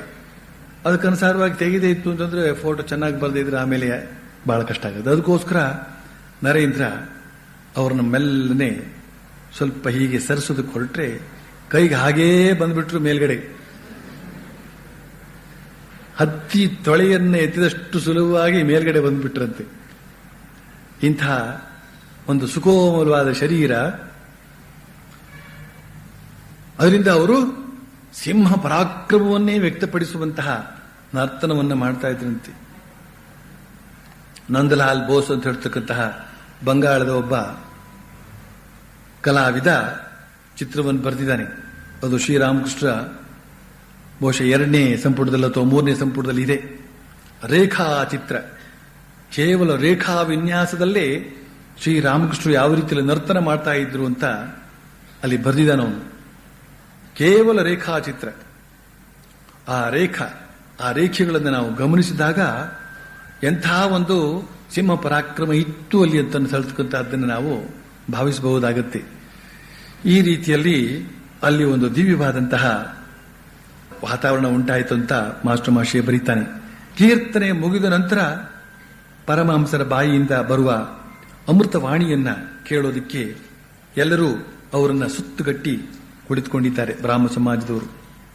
ಶ್ರೀರಾಮಕೃಷ್ಣ ಹೇಳ್ತಾರೆ, ನಿರ್ಲಿಪ್ತರಾಗಿ ಈ ಸಂಸಾರದಲ್ಲಿ ಇರೋದು ಅಂದ್ರೆ ಬಹಳ ಕಠಿಣ. ಒಮ್ಮೆ ಪ್ರತಾಪಚಂದ್ರ ನನಗೆ ಹೇಳಿದ, ಮಹಾಶೇರೆ, ನನ್ನ ಆದರ್ಶ ಪುರುಷ ಜನಕರಾಜ, ಆತ ಈ ಸಂಸಾರದಲ್ಲಿ ನಿರ್ಲಿಪ್ತನಾಗಿ ಇದ್ದ, ನಾವು ಆತನ ಹಾಗೆ ಇರೋದಕ್ಕೆ ಪ್ರಯತ್ನಿಸ್ತೇವೆ ಅಂತ. ಆಗ ನಾನು ಹೇಳಿದೆ, ಸುಮ್ಮನೆ ಹಾಗೆ ಭಾವಿಸ್ಕೊಂಡು ಬಿಟ್ರೆ ಜನಕರಾಜನಂತಾಗಿ ಬಿಡೋಕ್ಕಾಗುತ್ತೇನೋ? ಆತ ಎಷ್ಟೊಂದು ತಪಸ್ಸು ಮಾಡಿ ಬ್ರಹ್ಮಜ್ಞಾನವನ್ನು ಪಡೆದು ಆಮೇಲೆ ಆ ಸ್ಥಿತಿಗೆ ಬಂದ. ಶೀರ್ಷಾಸನದಲ್ಲಿ ಬಹಳ ವರ್ಷಗಳ ಕಾಲ ಘೋರ ತಪಸ್ಸು ಮಾಡಿ ಅನಂತರ ಬಂದು ಸಂಸಾರದಲ್ಲಿ ಇರಲಾರಂಭಿಸಿದ. ಗೊತ್ತೋ? ಹಾಗಾದ್ರೆ ಸಂಸಾರಿಗಳಿಗೆ ಮಾರ್ಗವೇ ಇಲ್ಲ ಅಂತಲೇನೋ? ಅವಶ್ಯವಾಗಿ ಇದೆ. ಆಗಾಗ ಕೆಲವು ದಿನಗಳ ಮಟ್ಟಿಗೆ ನಿರ್ಜನ ಪ್ರದೇಶದಲ್ಲಿ ಸಾಧನೆ ಮಾಡಬೇಕು. ಆಗ ಭಕ್ತಿ ದೊರೆಯುತ್ತೆ, ಜ್ಞಾನ ದೊರೆಯುತ್ತೆ. ಬಳಿಕ ಹೋಗಿ ಸಂಸಾರದಲ್ಲಿ ಇದ್ರೆ ಯಾವ ತೊಂದರೆಯೂ ಆಗದು. ನಿರ್ಜನ ಪ್ರದೇಶದಲ್ಲಿ ಸಾಧನೆ ಮಾಡುವಾಗ ಸಂಸಾರ ಬಂಧನವನ್ನ ಸಂಪೂರ್ಣವಾಗಿ ತ್ಯಜಿಸಿ ಬಿಡಬೇಕು. ಹೆಂಡತಿ, ಮಗ, ಮಗಳು, ತಾಯಿ, ತಂದೆ, ಸೋದರ, ಸೋದರಿ, ಗೆಳೆಯರು, ಸ್ವಬಾಂಧವರು ಯಾರು ಹತ್ತಿರ ಸುಳಿಯದ ಹಾಗೆ ನೋಡಿಕೊಳ್ಬೇಕು. ಆ ಸಂದರ್ಭದಲ್ಲಿ ಹಾಗೆ ಸಾಧನೆ ಮಾಡುವಾಗ ಭಾವಿಸಬೇಕು, ನನಗೆ ಈ ಜಗತ್ತಿನಲ್ಲಿ ಯಾರೆಂದ್ರೆ ಯಾರೂ ಇಲ್ಲ, ಹೇ ಭಗವಂತ, ನೀನೇ ನನ್ನ ಸರ್ವಸ್ವ ಅಂತ. ಹೀಗೆ ಅಳುತ್ತಾ ಅಳುತ್ತಾ ಜ್ಞಾನ ಭಕ್ತಿಗಳಿಗಾಗಿ ಭಗವಂತನನ್ನ ಪ್ರಾರ್ಥಿಸಬೇಕು. ಎಷ್ಟು ದಿನಗಳ ಮಟ್ಟಿಗೆ ಸಂಸಾರವನ್ನ ಬಿಟ್ಟು ಹೋಗಿ ನಿರ್ಜನ ಪ್ರದೇಶದಲ್ಲಿ ಇರಬೇಕು ಅಂತ ನೀವೇನಾದರೂ ಕೇಳೋದಾದ್ರೆ ನನ್ನ ಉತ್ತರ, ಹಾಗೆ ಕೇವಲ 1 ದಿನವಿದ್ರೂ ಶ್ರೇಯಸ್ಕರವಾದದ್ದೇ. 3 ದಿನದ ಮಟ್ಟಿಗೆ ಇರೋದಕ್ಕೆ ಸಾಧ್ಯವಾದ್ರೆ ಇನ್ನೂ ಒಳ್ಳೆಯದೇ.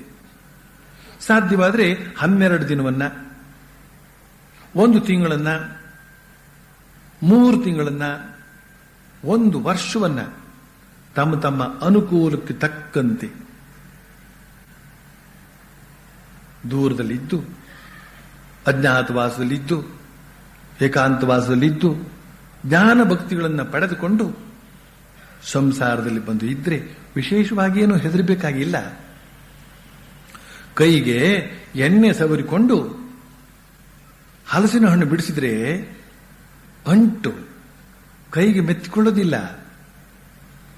ಕಣ್ಣು ಮುಚ್ಚಾಲೆ ಆಟ ಆಡುವಾಗ ಅಜ್ಜಿಯನ್ನು ಮುಟ್ಟಿಬಿಟ್ಟಿದ್ದೆ ಆದರೆ ನಿಶ್ಚಿಂತೆಯಿಂದ ಇದ್ದು ಬಿಡಬಹುದು. ಒಮ್ಮೆ ಸ್ಪರ್ಶಮಣಿಯನ್ನ ಮುಟ್ಟಿ ಚಿನ್ನವಾಗಿ ಬಿಡಿ, ಬಳಿಕ ನಿಮ್ಮನ್ನು 1,000 ವರ್ಷ ಮಣ್ಣಿನೊಳಗೆ ಹೂತಿಟ್ಟಿದ್ದು ಹೊರಗೆ ತೆಗೆದರೂ ಕೂಡ ಚಿನ್ನವಾಗಿಯೇ ಉಳಿದಿರ್ತೀರಿ. ಮನಸ್ಸು ಹಾಲು ಇದ್ದಾಗೆ, ಅದನ್ನ ಸಂಸಾರವೆಂಬ ನೀರಿಗೆ ಸುರಿದರೆ ಅದು ಅದರೊಡನೆ ಬೆರೆತುಕೊಂಡು ಬಿಡುತ್ತೆ.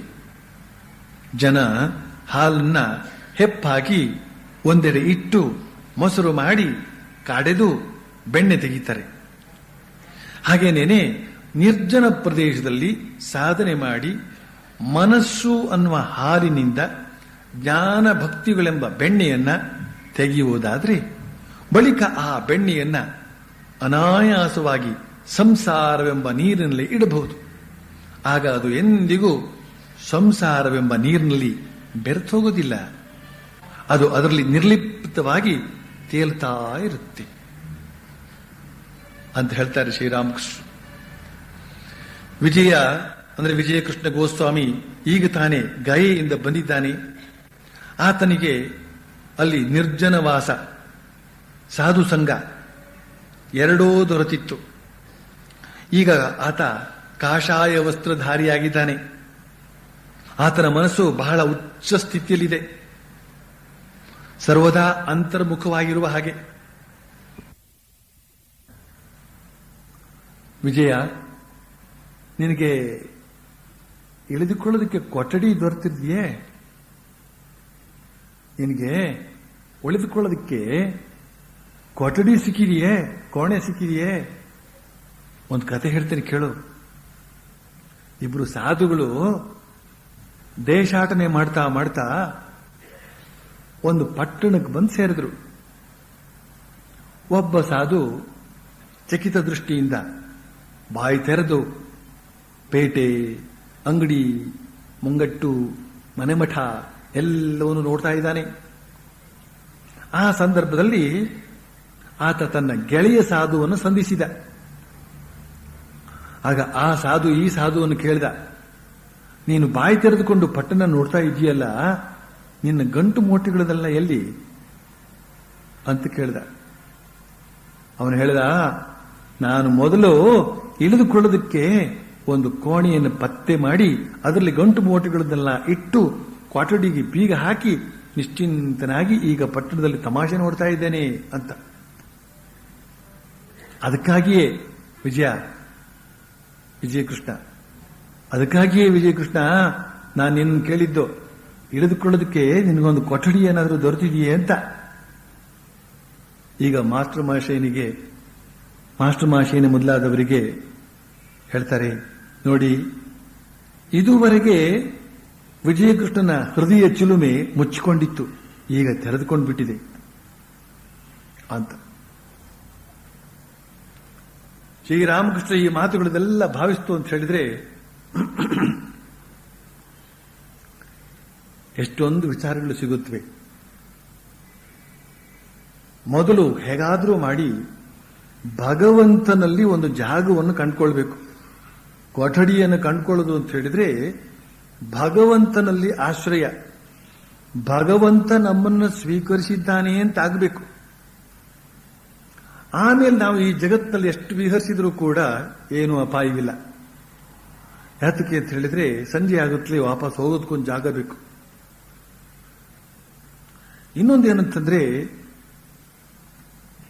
ಆ ವಿಜಯನಿಗೆ ಹೇಳ್ತಾರಲ್ಲ, ಅವನ ಹೃದಯದ ಚಿಲುಮೆ ಇಲ್ಲಿವರೆಗೆ ಮುಚ್ಚಿಕೊಂಡಿತ್ತು, ಈಗ ತೆರೆದುಕೊಂಡು ಬಿಟ್ಟಿದೆ ಅಂತ.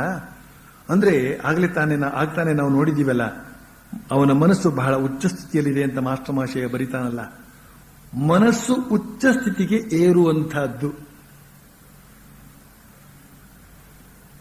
ಮನಸ್ಸು ಯಾವ ಸ್ಥಿತಿಯಲ್ಲಿ ಇರುತ್ತೆ ಅನ್ನೋದನ್ನ ನಾವು ತಿಳಿಯಬೇಕಾಯ್ತು. ಈಗ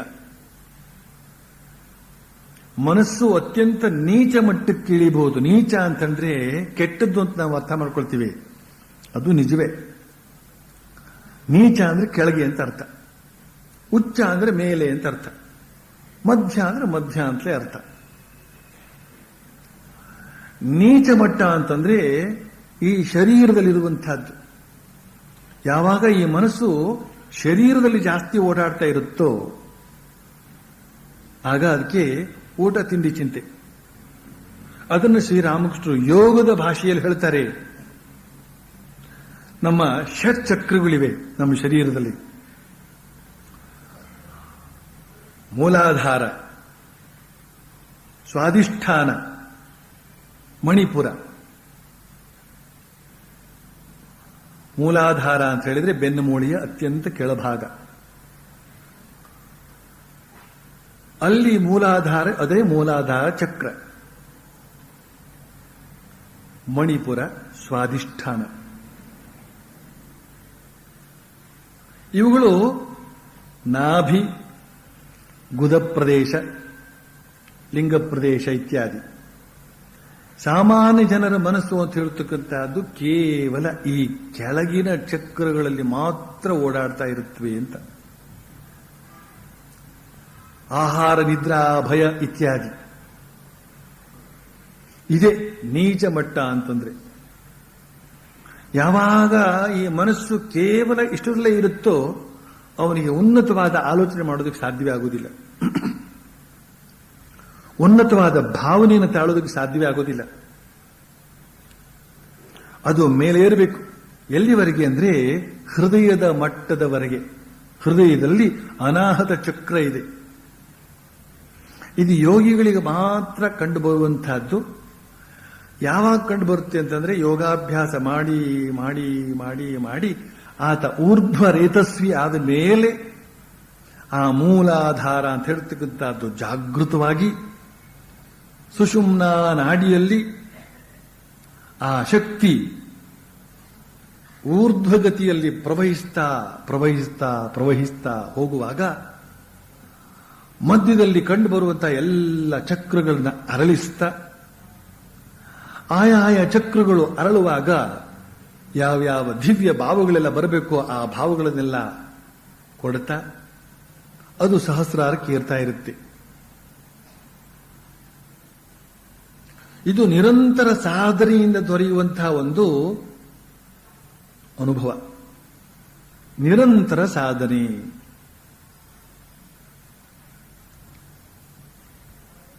ಕೇವಲ 1-2-3 ವರ್ಷಗಳ ಒದ್ದಾಟದಲ್ಲೇನೇನೆ ನಮ್ಗೆ ಯಾತಕ್ಕೆ ಇಂತಹದ್ದಾಗಿಲ್ಲ ಅಂತ ಕೇಳುವವರು ಬಹಳ ಜನ ಇರ್ತಾರೆ. ಬಹಳ ಅಪಾಯಕರ. ಆ ರೀತಿಯಲ್ಲಿ ಅಪೇಕ್ಷೆ ಪಡುವಂತಹದ್ದು ಬಹಳ ಅಪಾಯಕರ.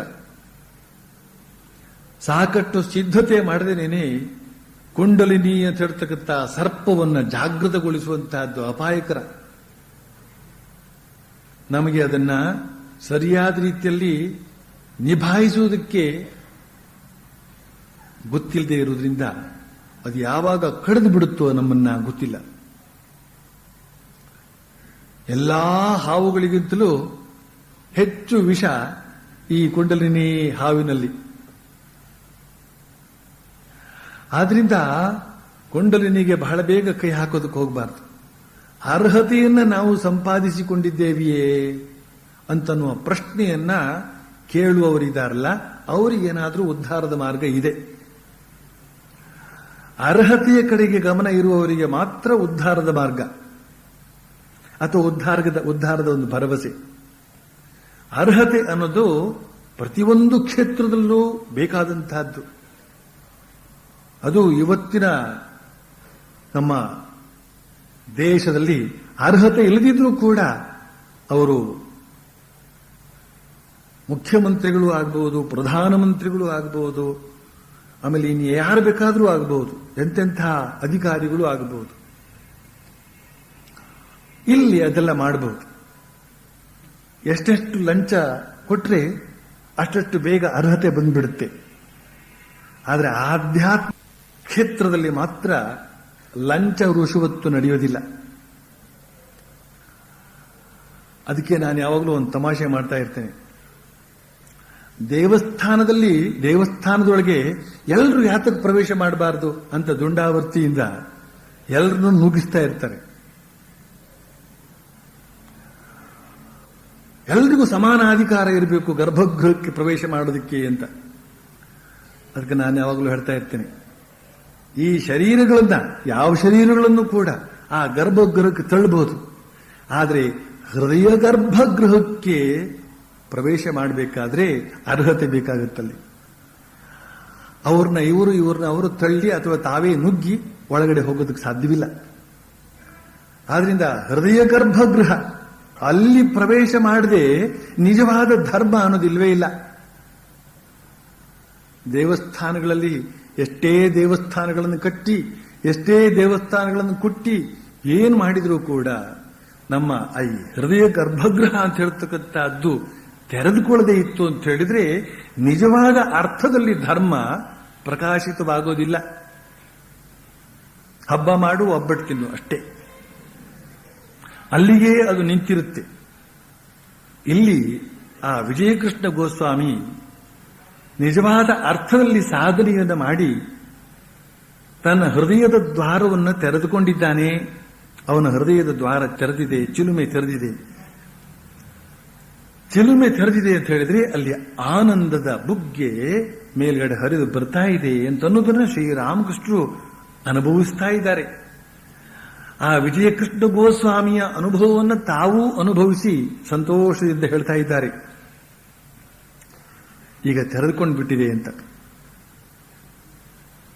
ಬಳಿಕ ಶ್ರೀರಾಮಕೃಷ್ಣರು ವಿಜಯಕೃಷ್ಣನಿಗೆ ಹೇಳ್ತಾರೆ, ನೋಡು, ಶಿವನಾಥನಿಗೆ ವರ್ಣಿಸಲಾರದ ಜಂಜಾಟ. ಆತ ವಾರ್ತಾಪತ್ರಿಕೆಗಳಿಗೆ ಬರೆದು ಕೊಡಬೇಕಾಗಿದೆ, ಇನ್ನೂ ಏನೇನೋ ಕೆಲಸ ಕಾರ್ಯಗಳು ತೊಡಗಿರಬೇಕಾಗಿದೆ. ಪ್ರಾಪಂಚಿಕ ಕರ್ಮಗಳಿಗೆ ಕೈ ಹಾಕಿತು ಅಂದ್ರೆ ಅಶಾಂತಿ ಉಂಟಾಗಿಬಿಡುತ್ತೆ, ಬಹಳವಾಗಿ ಚಿಂತೆ ಯೋಚನೆ ಬಂದ್ಬಿಡುತ್ತೆ. ಶ್ರೀಮದ್ ಭಾಗವತದಲ್ಲಿ ಹೇಳಿದೆ, ಅವಧೂತನ 24 ಗುರುಗಳಲ್ಲಿ ಹದ್ದು ಕೂಡ ಒಂದು ಅಂತ. ಒಂದು ಜಾಗದಲ್ಲಿ ಬೆಸ್ತರು ಮೀನು ಹಿಡಿತಾ ಇದ್ರು. ಒಂದು ಹದ್ದು ಮೇಲಿಂದ ಪಕ್ಕನೆ ಕೆಳಕ್ಕೆ ಇಳಿದು ಬಂದು ಒಂದು ಮೀನನ್ನು ಹಿಡಿದುಕೊಂಡು ಹೊರಟೋಯ್ತು. ಆ ಹದ್ದಿನ ಹತ್ತಿರ ಮೀನಿರುವುದನ್ನು ಕಂಡು ಸಾವಿರಾರು ಕಾಗೆಗಳು ಅದರ ಬೆನ್ನು ಹತ್ತಿ ಕಾ ಕಾ ಅಂತ ಕೂಗುತ್ತಾ ಅದಕ್ಕೆ ಚಿತ್ರಹಿಂಸೆ ಕೊಡೋದಕ್ಕೆ ಶುರು ಮಾಡಿದ್ವು. ಹದ್ದು ಮೀನಿನೊಡನೆ ಯಾವ ದಿಕ್ಕಿಗೆ ಹಾರಿ ಹೋದರೂ ಕಾಗೆಗಳು ಅದನ್ನು ಅಟ್ಟಿಸಿಕೊಂಡು ಆ ದಿಕ್ಕಿಗೆ ಹೋಗ್ತಾ ಇದ್ವು. ಹದ್ದು ಮೊದಲು ದಕ್ಷಿಣ ದಿಕ್ಕಿಗೆ ಹೋಯ್ತು, ಬಳಿಕ ಉತ್ತರಕ್ಕೆ ಹೋಯ್ತು. ಅಲ್ಲಿಗೂ ಈ ಕಾಗೆಗಳು ಹೋದವು. ಅನಂತರ ಪೂರ್ವ ಪಶ್ಚಿಮ ದಿಕ್ಕುಗಳಿಗೂ ಹೋದರೂ ಅವು ಹಿಂಬಾಲಿಸುವುದನ್ನು ಬಿಡಲಿಲ್ಲ. ಕೊನೆಗೆ ಹದ್ದಿಗೆ ದಿಗ್ಭ್ರಮೆ ಹಿಡಿದು ಸಿಕ್ಕಿದ ಕಡೆಗೆ ಹಾರ್ತಾ ಇದ್ದಾಗ ಮೀನು ಕಾಳಿಸಿಕೊಂಡು ಕೆಳಗೆ ಬಿದ್ದೋಯ್ತು. ಒಡನೆಯೇ ಆ ಕಾಗೆಗಳೆಲ್ಲ ಹದ್ದನ್ನು ಸುಮ್ಮನೆ ಬಿಟ್ಟುಬಿಟ್ಟು ಮೀನಿನ ಕಡೆಗೆ ಹಾರಿ ಹೋಗೋದಕ್ಕೆ ಶುರು ಮಾಡಿದ್ವು. ಹದ್ದು ಬಳಿಕ ನಿಶ್ಚಿಂತೆಯಿಂದ ಹಾರಿ ಹೋಗಿ ಒಂದು ಮರದ ಕೊಂಬೆಯ ಮೇಲೆ ಕುಳಿತು ಭಾವಿಸೋದಕ್ಕೆ ಶುರು ಮಾಡಿತು. ಆ ಹಾಳಾದ ಮೀನೇ ನನ್ನ ಇಷ್ಟೊಂದು ತೊಂದರೆಗಳಿಗೆಲ್ಲ ಮೂಲ. ಈಗ ಅದನ್ನ ನಾನು ಬಿಸಾಡಿ ಬಿಟ್ಟಿರೋದ್ರಿಂದ ನಿಶ್ಚಿಂತನಾಗಿದ್ದೇನೆ. ಅವಧೂತ ಅಂತ ಒಬ್ಬ, ಅವನು ಪ್ರಕೃತಿಯ 24 ಗುರುಗಳಿಂದ, ಅಂದ್ರೆ ಈ ಹದ್ದು ಕೂಡ ಒಂದು ಗುರು, ಬೆಟ್ಟ ಕೂಡ ಒಂದು ಗುರು, ಹರಿಯ ನದಿಯೂ ಕೂಡ ಒಂದು ಗುರು, ಬೆಸ್ತ ಕೂಡ ಒಂದು ಗುರು. ಈ ರೀತಿಯಲ್ಲಿ 24 ಗುರುಗಳಿಂದ ಅವನು ಪಾಠವನ್ನು ಕಲಿತುಕೊಳ್ತಾನೆ. ಅವನಿಗೆ ಮನುಷ್ಯ ಗುರು ಯಾರೂ ಇಲ್ಲ. ಅವಧೂತ ಗೀತಾ ಅಂತಲೇ ಒಂದು ಪ್ರಸಿದ್ಧವಾದ ಪುಸ್ತಕ ಇದೆ. ಅವನು ಯಾವ ರೀತಿಯಲ್ಲಿ ಅದನ್ನು ಕಲಿತ ಅಂತ ಬರ್ತದೆ. ಇಲ್ಲಿ ಈ ಹದ್ದು ಅಂತ ಹೇಳ್ತಕ್ಕಂಥದ್ದು ಯಾವುದದು, ಅದನ್ನು ಶ್ರೀರಾಮಕೃಷ್ಣ ಹೇಳ್ತಾರೆ. ಅವಧೂತ ಹದ್ದಿನಿಂದ ಈ ಕೆಳಗಿನ ಪಾಠ ಕಲಿತುಕೊಂಡ. ಏನು ಅಂತಂದ್ರೆ, ಎಲ್ಲಿಯವರೆಗೆ ಹತ್ತಿರ ಅಂದ್ರೆ ಒಬ್ಬನ ಹತ್ರ ಮೀನಿರುತ್ತೋ, ಅಂದ್ರೆ ಕಾಮನೆಗಳು ಇರುತ್ತವೋ, ಅಲ್ಲಿಯವರೆಗೆ ಪ್ರಾಪಂಚಿಕ ಕೆಲಸ ಕಾರ್ಯಗಳಲ್ಲಿ ತೊಡಗಿರಬೇಕಾಗಿರುತ್ತೆ. ಅದರ ಫಲಿತಾಂಶ ಏನಪ್ಪಾ ಅಂತಂದ್ರೆ ಚಿಂತೆ, ಅಶಾಂತಿ. ಕಾಮನ ತ್ಯಾಗವಾದೊಡನೆಯೇ ಕರ್ಮ ನಾಶವಾಗಿ ಬಿಡುತ್ತೆ, ಶಾಂತಿ ದೊರೆಯುತ್ತೆ. ಇಲ್ಲಿ ಶ್ರೀರಾಮಕೃಷ್ಣರು ಕೆಲಸವನ್ನು ಕಡಿಮೆ ಮಾಡಿಕೊಳ್ಳಬೇಕಾಗುತ್ತೆ ಅಂತನ್ನುವ ಸೂಚನೆಯನ್ನು ಕೊಡ್ತಾ ಇದ್ದಾರೆ. ಹಲವಾರು ಕೆಲಸಗಳನ್ನು ಹಚ್ಚಿಕೊಳ್ಳಿ ಅಂತ ಸ್ವಾಮಿ ವಿವೇಕಾನಂದರು ಹೇಳಿದ್ದಾರೆ. ಇಡೀ ಜಗತ್ತನ್ನೇ ಉದ್ಧಾರ ಮಾಡುವಂತಹ ಜವಾಬ್ದಾರಿಯನ್ನು ನಿಮ್ಮ ಹೆಗಲ ಮೇಲೆ ಹೊತ್ತುಕೊಳ್ಳಿ ಅಂತ ಸ್ವಾಮಿ ವಿವೇಕಾನಂದರು ಹೇಳಿದ್ದಾರೆ. ಅವರ ಗುರುಗಳು ಶ್ರೀರಾಮಕೃಷ್ಣರು ಎಷ್ಟು ಸಾಧ್ಯವಾಗುತ್ತೋ ಅಷ್ಟು ಕೆಲಸ ಕಡಿಮೆ ಮಾಡಿಕೊಳ್ಳಿ, ಆ ಕೆಲಸ ಕಡಿಮೆ ಆಗದೇ ಇತ್ತು ಅಂತಾರೆ ಜಗನ್ಮಾತೆಯನ್ನು ಪ್ರಾರ್ಥನೆ ಮಾಡಿಕೊಳ್ಳಿ, ಅಮ್ಮ ಸಾಧನೆ ಮಾಡೋದಕ್ಕೆ ಸಮಯ ಸಾಕಾಗ್ತಾ ಇಲ್ಲ, ಹೇಗಾದ್ರೂ ಮಾಡಿ ಈ ಕೆಲಸಗಳನ್ನ ರಗಳೆಗಳನ್ನ ಕಡಿಮೆ ಮಾಡಿಕೊಡಮ್ಮ ಅಂತ ಪ್ರಾರ್ಥನೆ ಕೂಡ ಮಾಡಿಕೊಳ್ಳಿ ಅಂತ ಹೇಳ್ಕೊಡ್ತಾರೆ. ಏನು ಮಾತು ಈ ಮಾತು, ಹೇಗೆ ಅರ್ಥ ಮಾಡ್ಕೊಳ್ಬೇಕು? ಅರ್ಥ ಮಾಡ್ಕೊಳ್ಬೇಕು. ಅರ್ಥ ಮಾಡ್ಕೊಳ್ಳದೆ ಇದ್ರೆ ಅನಾಹುತ ಆಗುತ್ತೆ, ಅನರ್ಥ ಆಗುತ್ತೆ. ಶ್ರೀರಾಮಕೃಷ್ಣರು ಹೇಳಿದ್ದು, ಯಾರಿಗೆ ಭಗವತ್ ಸಾಕ್ಷಾತ್ಕಾರ ಬೇಕೇ ಬೇಕು ಅಂತ ಹೇಳ್ತಕ್ಕಂತಹ ಪ್ರಾಮಾಣಿಕವಾದಂತಹ ಇಚ್ಛೆ ಯಾರಲ್ಲಿ ಉದಿಸಿದೆಯೋ ಅವರು ವಿಚಾರವಾಗಿ ಹೇಳಿದ್ದು. ಸ್ವಾಮಿ ವಿವೇಕಾನಂದರು ಹೇಳಿದ್ದು, ತಮಸ್ಸಿನಲ್ಲಿ ಮುಳುಗಿದ್ದಂತಹ ಜನತೆಯನ್ನು ಕಂಡು ಎದ್ರೆ ಮತ್ತೆ ಮಲ್ಕೊಂಡಿದ್ದೆ ಮಾಡತಕ್ಕಂತಹ ಜನ, ಎಳೆದೆಳೆದು ಬದುಕಿಯನ್ನು ಎಳೆದೆಳೆದು ಮಲ್ಕೊಳ್ಳತಕ್ಕಂತಹ ಜನ ಅಂದ್ರೆ ಸೋಮಾರಿ ಮುದ್ದೆಗಳು ಅಂತ ಅರ್ಥ. ಸೋಮಾರಿತನ, ಅಜ್ಞಾನ ಮತ್ತು ಸೋಮಾರಿತನ ಇರೋದ್ರಿಂದಲೇ ಇವತ್ತು ಬಡತನ, ದಾರಿದ್ರ್ಯ ಇವುಗಳಿಗೆಲ್ಲ ಕಾರಣ. ಅವರವರ ಅನ್ನವನ್ನ ಅವರವರು ಹುಟ್ಟಿಸಿಕೊಳ್ಳೋದಕ್ಕೆ ಸಾಧ್ಯವಿಲ್ಲ ಅಂದ್ರೆ ಏನರ್ಥ? ತನ್ನ ಅನ್ನವನ್ನು ತಾನೇ ಸಂಪಾದಿಸಿಕೊಳ್ಬೇಕು.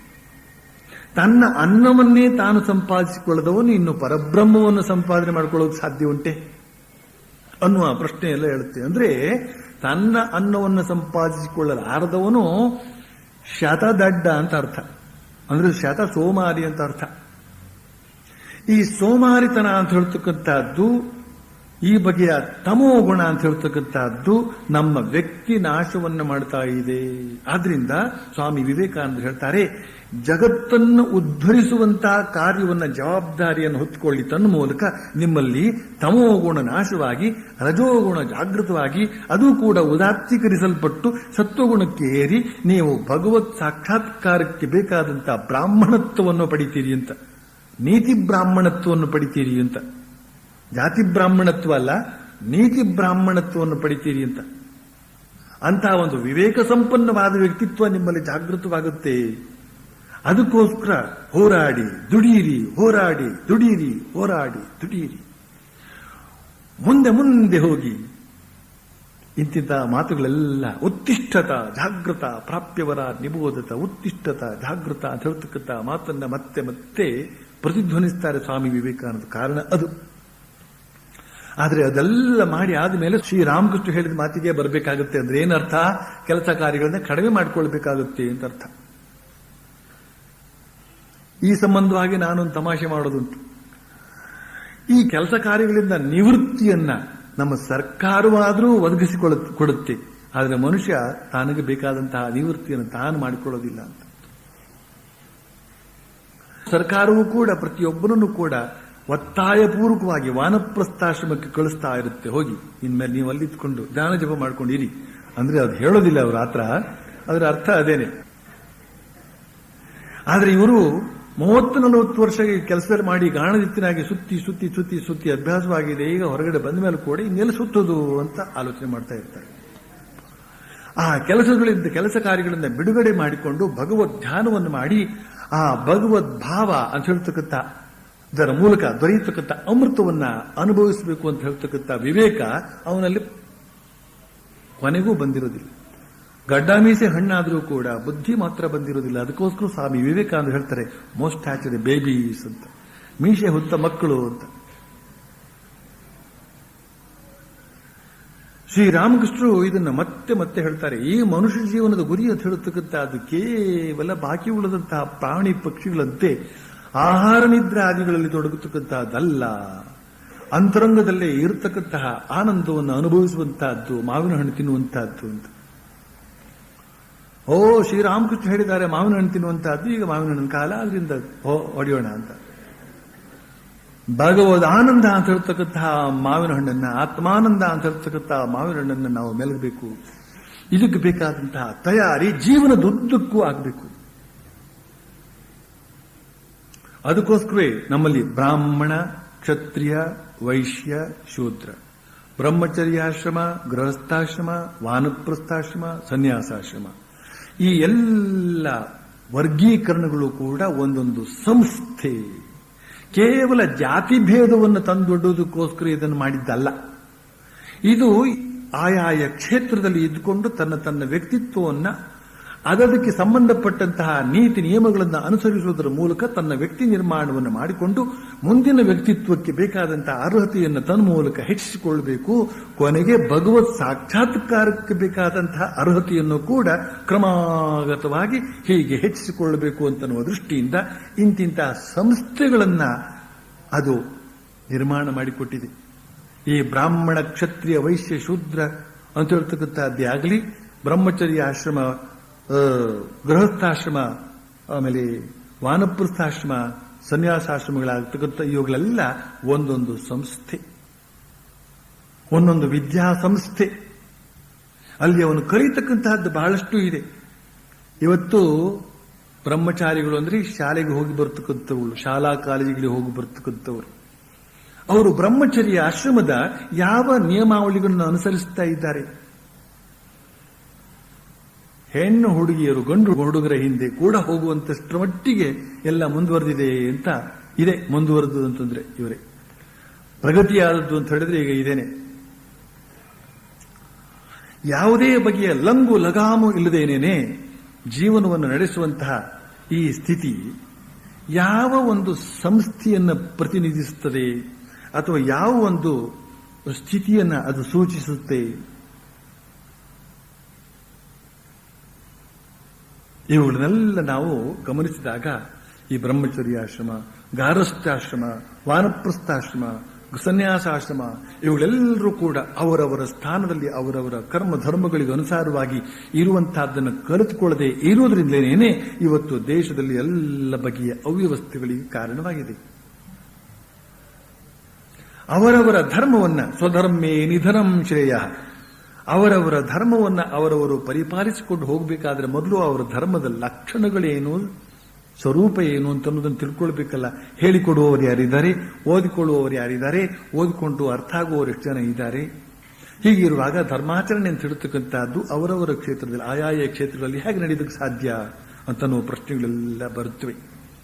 ಆದ್ರಿಂದ ಸ್ವಾಮಿ ವಿವೇಕಾನಂದರ ಸಂದೇಶಕ್ಕನುಸಾರವಾಗಿ ಒಂದು ಬಗೆಯ ಉತ್ಕ್ರಾಂತಿ ಆಗಬೇಕಾಗಿದೆ. ನಮ್ಮ ರಾಷ್ಟ್ರದಲ್ಲಿ ಜನಜಾಗೃತಿ ಆಗಬೇಕಾಗಿದೆ. ತಮೋಗುಣದಿಂದ ಮೇಲೆ ಬರಬೇಕಾಗಿದೆ, ಅಲ್ಲಿಂದ ರಜೋಗುಣಕ್ಕೆ ಬರಬೇಕಾಗಿದೆ, ರಜೋಗುಣದಿಂದಲೂ ಮೇರೇರಿ ಸತ್ವಗುಣಕ್ಕೆ ಬರಬೇಕಾಗಿದೆ. ಆಗ ಮಾತ್ರವೇ ವಿವೇಕಪೂರ್ಣವಾದಂತಹ ವ್ಯವಹಾರ ನಮ್ಮಲ್ಲಿ ಕಾಣೋದಕ್ಕೆ ಸಾಧ್ಯವಾಗುತ್ತೆ. ಅಂತಹ ಒಂದು ವಿವೇಕಪೂರ್ಣವಾದಂತಹ ಸಾತ್ವಿಕ ಗುಣ ನಮ್ಮಲ್ಲಿ ಜಾಗೃತವಾದಾಗ ನಮ್ಮ ಕೆಲಸ ಕಾರ್ಯಗಳು ಕಡಿಮೆ ಆಗಿಬಿಡುತ್ತವೆ. ಆಗ ಆಧ್ಯಾತ್ಮಿಕ ಸಾಧನೆಗೆ ಹೆಚ್ಚು ಹೆಚ್ಚು ಸಮಯವನ್ನು ಕೊಡೋದಕ್ಕೆ ಸಾಧ್ಯವಾಗುತ್ತೆ. ಸಮಯ ಇದ್ರೂ ಕೂಡ ಮನಸ್ಸು ಒಲಿದಿರೋದಿಲ್ಲ. ಎಷ್ಟೋ ಜನರಿಗೆ ಸಮಯ ಇರುತ್ತದೆ, ಆದರೆ ಸುಮ್ಮನೆ ಕುಳಿತುಕೊಳ್ಳಲು ಸಾಧ್ಯವಾಗುವುದಿಲ್ಲ. ಏನಾದರೂ ಒಂದು ಕೆಲಸವನ್ನು ಎತ್ಕೊಂಡು ಅಲ್ಲಿ ಇಲ್ಲಿ ಓಡಾಡ್ತಾ ಇರ್ತಾನೆ. ಕಾರಣ ಏನು? ಮನಸ್ಸಿಗೆ ಶಿಕ್ಷಣ ಇಲ್ಲ. ಸಮಯ ಇರುವವರೆಲ್ಲರೂ ಕೂಡ ಸಾಧನೆ ಮಾಡಬಲ್ಲರು ಅಂತ ಹೇಳೋದಕ್ಕೆ ಸಾಧ್ಯವಿಲ್ಲ. ಕೇವಲ ಸಮಯವಿದ್ದರೆ ಸಾಲದು, ಮನಸ್ಸು ಇರಬೇಕಾಗುತ್ತೆ. ಅದಕ್ಕೆ ಆ ಮನಸ್ಸು ಎಂಥದ್ದಾಗಿರಬೇಕಾಗುತ್ತದೆ? ಸುಶಿಕ್ಷಿತವಾದದ್ದಾಗಿರಬೇಕಾಗುತ್ತದೆ. ಈ ಬಗೆಯಿಂದ ಆ ಮನಸ್ಸನ್ನು ಹತೋಟಿಗೆ ತಂದುಕೊಳ್ಳತಕ್ಕಂತಹ ವಿಧಾನವನ್ನು ಹೇಳಿಕೊಡುವವರು ಯಾರಿದ್ದಾರೆ, ಕಲಿತುಕೊಳ್ಳುವವರು ಯಾರಿದ್ದಾರೆ? ಸಮಯ ಇದ್ರೂ ಕೂಡ ಆ 24 ಗಂಟೆಯನ್ನು 48 ಗಂಟೆಗಳಷ್ಟು ಕಾಲ ಉಪಯೋಗಿಸಬೇಕು. 24 ಗಂಟೆಗಳನ್ನ 48 ಗಂಟೆಗಳ ಕಾಲವೋ ಎಂಬಂತೆ ಉಪಯೋಗಿಸಬೇಕು. ಅಥವಾ 24 ಗಂಟೆಗಳನ್ನ 12 ಗಂಟೆಗಳ ಕಾಲದಲ್ಲಿ ಉಪಯೋಗಿಸುವಷ್ಟು ಮಟ್ಟಿಗೆ ತೀವ್ರವಾಗಿ ಏಕಾಗ್ರತೆಯಿಂದ, ಸ್ಥಿರಚಿತ್ತದಿಂದ, ಸಮಾಧಾನ ಸ್ಥಿತಿಯಿಂದ, ವ್ಯವಸ್ಥಿತವಾದಂತಹ ಬುದ್ಧಿಯಿಂದ ಅದನ್ನು ಸದುಪಯೋಗಪಡಿಸಿಕೊಳ್ಬೇಕು. ಒಂದೇ ಒಂದು ನಿಮಿಷವನ್ನು ಕೂಡ ನಷ್ಟ ಮಾಡಿಕೊಳ್ಳದಂತೆ ನೋಡಿಕೊಳ್ಬೇಕು. ಶ್ರೀರಾಮಕೃಷ್ಣ ಆ ಸಾಧನಾ ಕಾಲದಲ್ಲಿ ಅಮ್ಮ ಆ ಸೂರ್ಯಾಸ್ತಮಾನವನ್ನು ಕಂಡು, ಅಮ್ಮ ಇವತ್ತಿನ ದಿನವೂ ಕೂಡ ಕಳೆದು ಹೋಯಿತು, ನಿನ್ನ ಸಾಕ್ಷಾತ್ಕಾರ ಆಗಲಿಲ್ಲ. ದಿನ ಕಳೆದು ಹೋಯಿತು, ನಮಗೆ ವರ್ಷ ಕಳೆದು ಹೋದ್ರೂ ಕೂಡ ಚಿಂತೆ ಆಗ್ತಾ ಇಲ್ಲ. ಹಬ್ಬ ಮಾಡಿಕೊಂಡು ಯುಗಾದಿ ಅಂತ ಮಾಡಿಕೊಂಡು ಹಬ್ಬ ಮಾಡಿಕೊಂಡು ಒಬ್ಬಟ್ಟು ತಿಂದು ಇನ್ನೂ ಒಂದು ವರ್ಷ ಬರಲಿ, ಮತ್ತೂ ಒಂದು ವರ್ಷ ಬರಲಿ, ದಿನಕ್ಕೂ ಒಂದೊಂದು ವರ್ಷ ಬರಲಿ ಏನಂತೆ ಅಂತನ್ನುವ ಸ್ಥಿತಿಯಲ್ಲಿ ನಾವಿರುತ್ತೇವೆ. ಆದರೆ ಶ್ರೀರಾಮಕೃಷ್ಣ ಒಂದು ದಿನ ಹೋಯ್ತಲ್ಲ ಅಂತ ಹೇಳ್ತಕ್ಕಂಥ ಒಂದು ವ್ಯಾಕುಲತೆಯನ್ನು ಪಡ್ತಾರೆ, ದುಃಖವನ್ನು ಪಡ್ತಾರೆ, ಸಂಕಟವನ್ನು ಪಡ್ತಾರೆ. ಈ ರೀತಿಯಲ್ಲಿ ನಮ್ಮ ಮನಸ್ಸನ್ನು ನಾವು ತಯಾರುಗೊಳಿಸುವಂತಹ ಕೆಲಸ ನಮ್ಮ ಮುಂದೆ ಇದೆ.